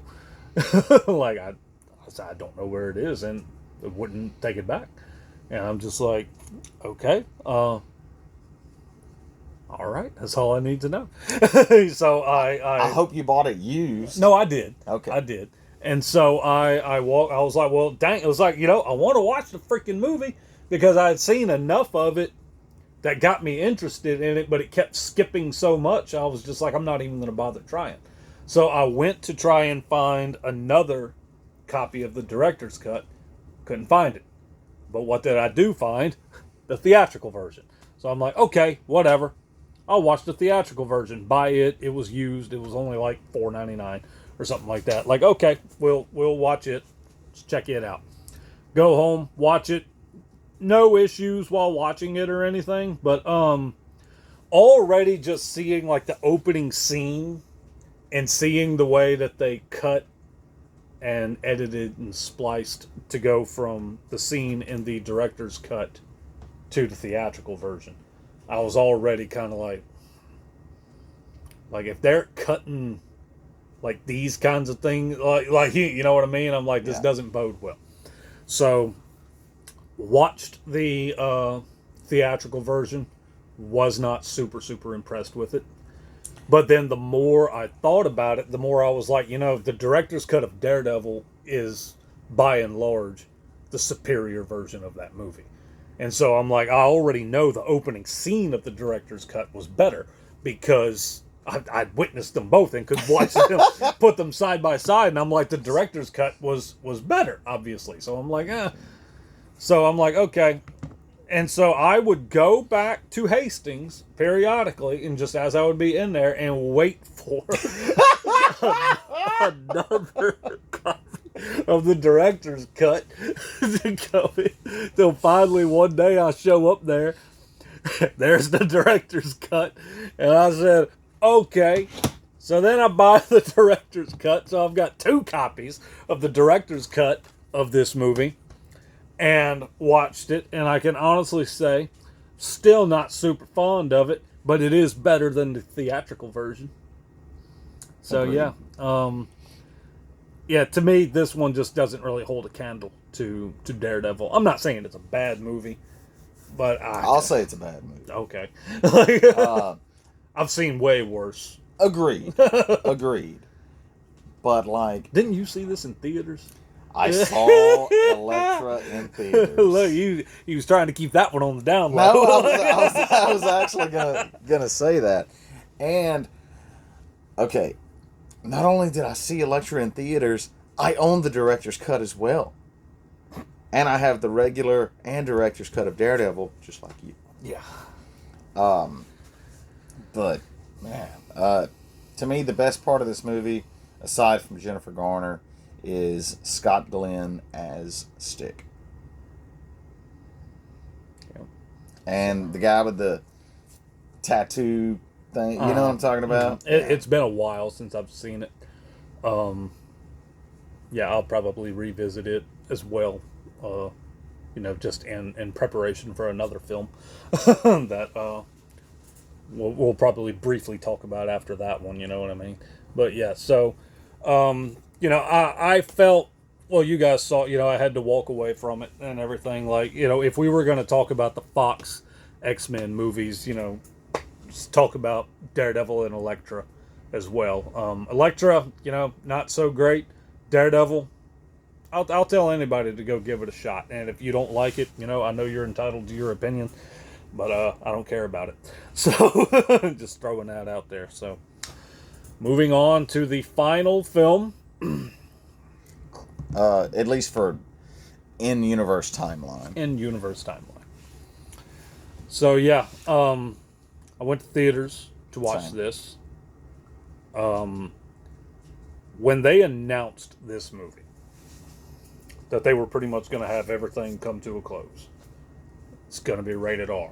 Way too late. Right? Like, I remember telling Rob, I'm like, how you going to wait until the last freaking movie? Because this was supposed to be it for Hugh Jackman. He's like, I'm walking away from the character after this. This was literally like Clint Eastwood's Unforgiven, like for him and Logan and all of that kind of stuff. So it's like, okay, like, and it's like, it's rated R, and it's like, you're gonna wait until his final outing to legitimately give us a Wolverine that we've deserved from day one. Like, but whatever. So I was pumped for it. Me and Rob went to theaters and watched it. Yeah, I have very little to no complaints about this movie. If you are fond of the X-Men movies, I can see how some people, like, it wouldn't hit them on like an emotional level the way it would like someone like you or me, because we literally have been with this franchise from the beginning, from the moment they first, like, as they would come out. Like, I've still got the original VHS for the first X-Men movie. Really? Yes, whenever it was purchased for us. So yeah, we would watch them as they would come out. And the only time I was just like, I'm just not going to watch these, was Dark Phoenix and New Mutants. Other than that, I watched them I either went to theaters and saw them, or not long after they came out on DVD, I bought the freaking DVD. Yeah. And so for this to happen, I mean, and like, we all knew what was going to happen. We knew we was going to have a tough time watching it. You know what I mean? And the introduction of X-23, portrayed by Daphne Keane. Like, Rob is a big X-23 fan, so he was happy to see that she was finally getting included in in this franchise and all that. Seeing Wolverine legitimately be Wolverine was just so fantastic. Hearing him talk the way we know Wolverine would talk. Yeah. Like a sailor would look at Wolverine and be like, man, you need to calm down. Like, you know what I mean? Like, that's just Wolverine. We just know that that's how he would be. And seeing how bloody it was and the way he was killing people and all of that kind of stuff, like, to finally see a legit Wolverine the way we've needed to see him from the get-go was very, very refreshing. Like, loved it. Oh, yeah. Also, so I remember whenever this came out, me, you and Chris were all discussing, this may be the first Marvel movie to, like, you know, win, like, awards. Yeah. You know. Should have. Agreed. And so we talked about Hugh Jackman getting something. We talked about, like, cinematography, I think. And Patrick Stewart for Best Supporting. Dude. Like Patrick Stewart was great, and it was hard to watch. Yes. And, like, so Patrick Stewart was always, like, the heart of the X movies, the ones he was in. Mm-hmm. None more so than this one. Yeah. And to pretty much see that it's like, you know, like you get to see a side of Logan to where it's like, you know, he's eternally grateful to Charles. Otherwise, he wouldn't be doing what he's doing. That's right. And to see Charles go have like these little tantrums that he has, and his powers are like basically uncontrollable for a moment. Yeah. And all of that. Like, it really brings, like, it was like seizures. Yeah. Yeah. And it's like, yeah, it was tough to watch. It was tough to, spoilers, it was tough to watch him die. Yeah. The way he went out. Yeah, man. Like, it was just like, oh boy, it was tough. I have, is this the, yes. So this particular version I also have, in which there's the theatrical version and then the noir version, which is like black and white and all of that. I've watched it both ways. I don't really have one over the other that I prefer. You know, like one scene of this movie that lives in my head rent free is whenever Daphne, or X-23, whenever she brings him to the hospital or something like that, you know, and she hasn't said a word at this point. Right. And, you know, like gets in the vehicle and he's like, thanks, you know, or something like that. Thanks for helping me. Or, you know, he doesn't want to, yeah. You know, it's Logan. Thanks for helping me or whatever, you know, and she's like, de nada. You know, and he's like, you can talk. And, you know, and she said something, he's like, why haven't you said anything this entire time? And she turns and she's just start like, the only thing I could think of is like Ricky Ricardo whenever he would go on a rant to Lucy. Like, and he's just like, hey. He's like, you know? all right, shut up, shut up. And we know what he says now. Yes. But yeah, like the whole climax of the movie, you know, seeing him pretty much go up against his younger self just about and everything, like, it was, yeah, these other ones I've said, like, you know, some of the ones I'm like, I have little to nothing negative to say about it. I'll just flat out say I have no negative comments about this movie. Like, walked out of theaters, you know, again, like you said just a little while ago, thinking this needs to be nominated for something. Yeah. Patrick Stewart needs a nod. Yes. Cinematography needs a nod. Like, something needs a nod. Like, it's like I didn't just go and watch a good superhero movie. I went and watched a great film. Yes. Period. Absolutely. And the ending, whenever, you know, like, they have the little cross, they're all leaving, X-23 comes back and takes the cross and, like, forms it as an X. It's like, in the theaters, I'm like,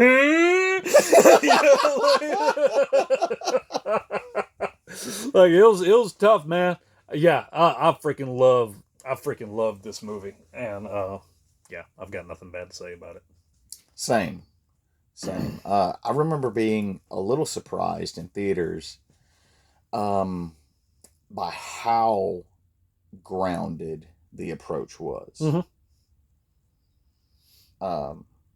But, like, surprised very much in a good way. Yeah. Well, I mean, just look at, like, Days of Future Past, where we pretty much got to see a glimpse of, like, what the future could hold for that universe. That future and this future are two entirely different things. Yeah. Like, you know, part of me was kind of like, are we going to see Sentinels? Are we going to see, like, technology just be like this crazy, like futuristic type thing or whatever, and it's almost like, no, like we're just seeing like, I mean, the best way that I know how to put it is like, it's just like it was a modern like gunslinger western movie. Oh no, Like, absolutely. I'm trying to think of what the most modern thing in the movie was. Probably the like the self-driving trucks or something. yeah, something like that. But yeah, Yeah, amazing. Not just an amazing like X-Men film or whatever, like you said, just amazing film. yeah.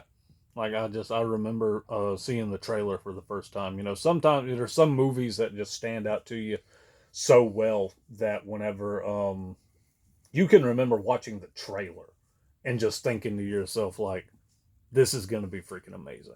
Mm-hmm. Like, you know what I mean? And I remember seeing the trailer, and just like after the trailer was over, I was just kind of like, it's like even in that moment, I kind of knew it's like, this isn't going to be your run of the mill superhero movie. Right. Like this is going to be, this is a farewell. Yeah. Like, Yeah. So yeah, I love that movie. Same. So now the next film that we have to talk about, I have not seen. You have seen. Mm-hmm. Like, so we're not going to get too much into like details or whatever because it is still a pretty fresh movie. Yeah. You know, we're not going to like spoil anything for anybody. I mean, because I've never personally given much of a hoot about spoilers, so I've looked up certain things here and there, so I know kind of like some of the little like fan service moments that happen and all of that kind of stuff. But Deadpool and Wolverine, like I remember, you know, after the big purchase, it's like we didn't know what was going to happen with Deadpool. Right. And it got announced like, oh no, like they're still going to do Deadpool movies. And so, you know, there was a lot of people that was like, you know, they're just going to make them be like PG-13. They're going to tone him down and all that kind of stuff. And if you're going to do that, like, just don't even make a Deadpool movie. Don't even bother making them, really. Yeah. And so then, like, I remember, you know, Ryan Reynolds doing like the announcement video, whereas like, you know, he's in the house or whatever, and he's talking about like, how can we top like what's been done before or whatever. And you know, you see Hugh Jackman walking in the background. He goes to go up the stairs and everything, and Ryan's like, hey Hugh, you want to play Wolverine one more time? And he's like, sure.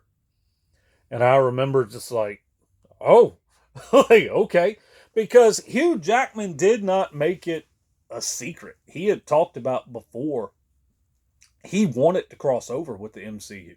Right. Like he had said he wanted to do a project here and there with the MCU. And I want to say that he had said even if he ever walked away from Wolverine, that if the opportunity arose, he'd be willing to he would be willing to come back. And so I will say on one hand, even though, you know,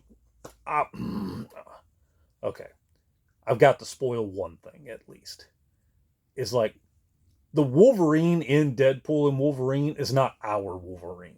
Right. Like, okay, so, and that's as far as I'll go. So at least on one regard, it doesn't take anything away from Logan. It doesn't take anything away from Logan. But then at the same time, it's like, you know, you had pretty well said goodbye to the character. Like, it's a great send-off and everything. And then all of a sudden, it's like, multiverse. He's back.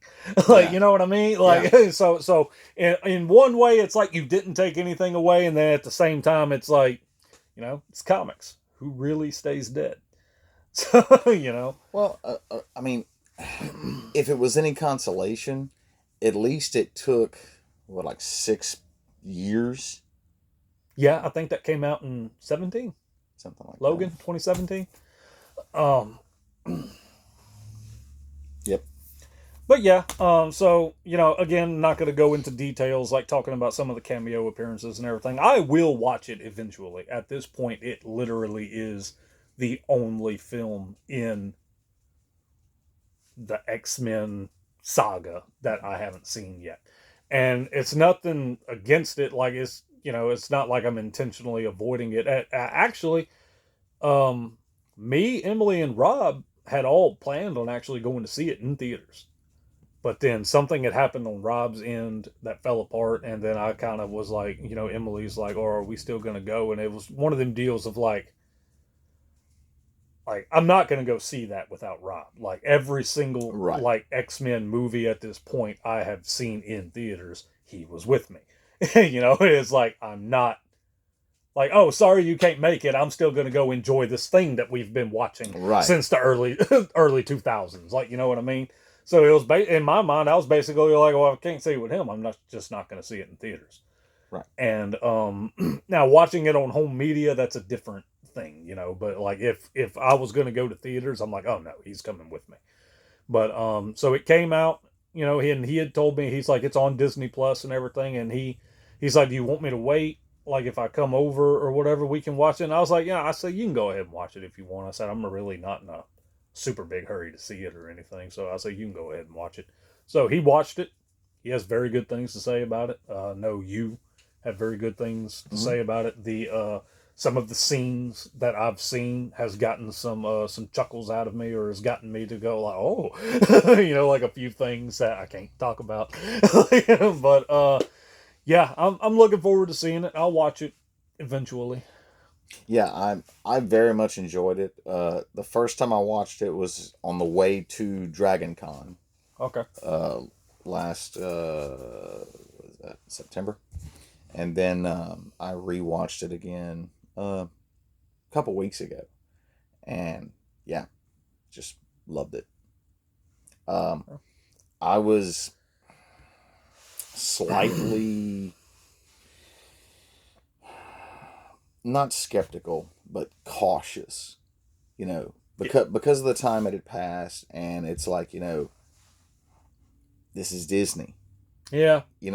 Well, yeah, I mean, a lot of people was wondering, like, how are they gonna really do this? Like, they've really made I mean, don't get me wrong, like some of the other like MCU films even like had a decent amount of cussing in it and all that kind of stuff. Like, quite frankly, a decent amount of death in them or whatever. So like on one hand, you were kind of like, they're okay pushing that envelope with the superhero stuff, but it's like you're doing a Deadpool and Wolverine team up.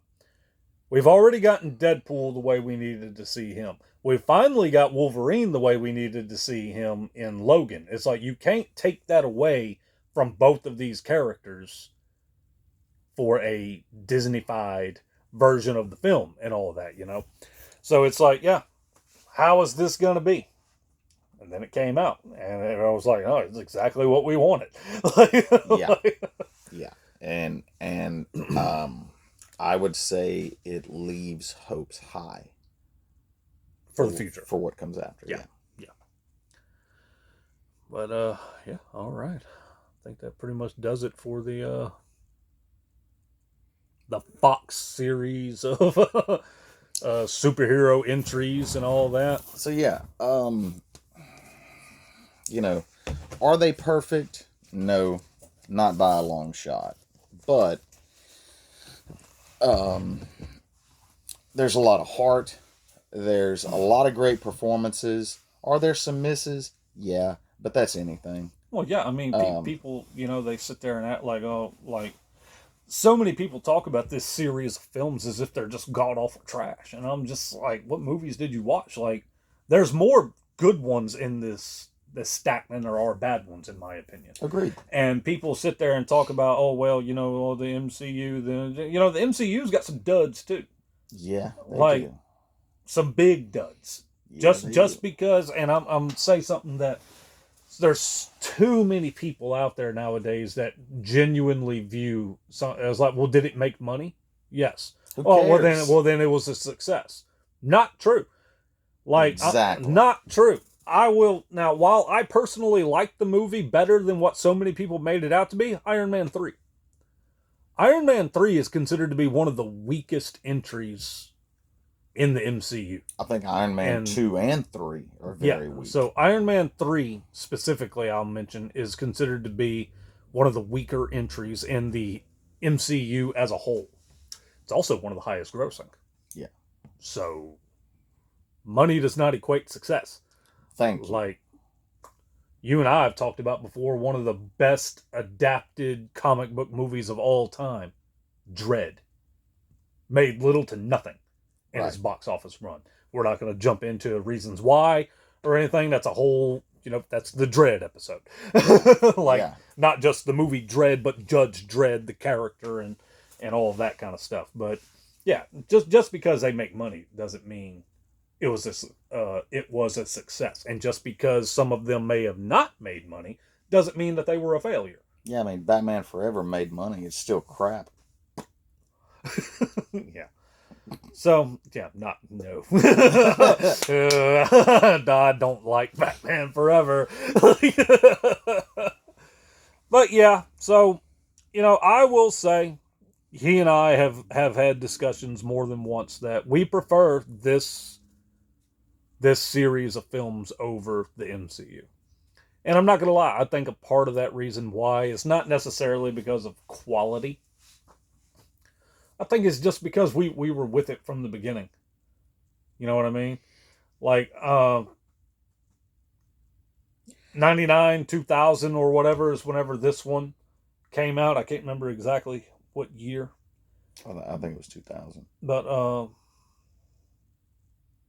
yeah, I'm not sure.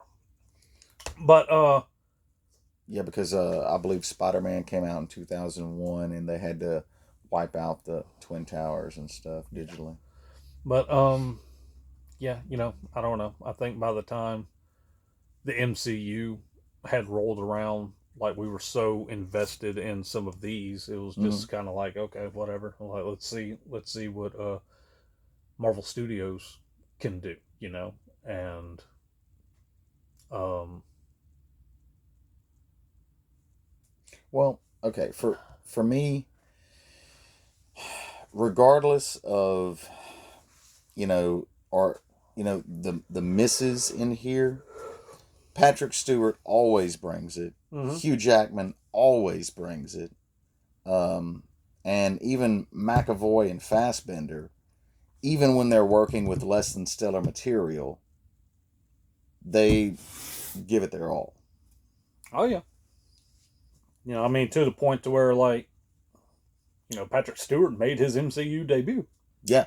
In Multiverse of Madness. That and mediocre film. that and probably the biggest factor for me that while there are parts of the MCU that I would put on par with this, what puts this above for me is that my biggest complaint with the MCU are moments of inappropriate humor. I don't mean like, oh, I'm offended. I mean, it's inappropriate for that moment. Yeah, forced humor. Yes. And there's really not a lot of forced humor throughout this entire series. Mm-mm. I mean, there's some humorous moments here and there. Like, one of my favorite moments, again, lives rent-free in my head, is this one right here. Whenever, they already encounter Mystique like there's no tomorrow. I know, exactly. And they go, like Cyclops sees Wolverine, and he's ready to blast him away or whatever. He's like, wait. And he's like, hey, it's me. And he's sitting there, he's like, prove it. And he's like, you're a dick. And you just, okay. Yeah. It's like, okay. Yeah. Like, that's not forced. Like, that's that's banter between Wolverine and Cyclops. Like, that's straight out of the comic page that you would see them, something they would say to each other, like in a panel, Yeah. And so, yeah, but, dance off. That's all I'll say. Dance off. But yeah, so I guess that pretty much does it. If you haven't really jumped into these, go in with an open mind. Like, it's pretty much its own wrapped up thing now at this point. Like, they're not going to be coming out with any more or anything. So, like, this is pretty much the universe and all that. And really, you can pretty much take two of those away because that was just theatrical cuts and director's cuts. So, really, this is it. This is the Fox. Well, no, Blade was done by Fox, wasn't it? Yeah, so Blade. Damn, man, I really wish we Hold on. Fox.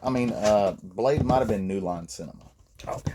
But anywho, you know, if you haven't seen them or if you haven't seen most of them or whatever, go in with an open mind. You never know. You might actually end up enjoying them for what they are. Keep in mind that in a lot of ways, when these were being made, superhero films wasn't near as heavily scrutinized as they are Right. now. Like, not everything was as fine to a T to where, like, they're throwing in poses as homages to certain comic covers and things like that. You know what I mean? Like, yeah. So just don't listen to the naysayers. Go give them a shot.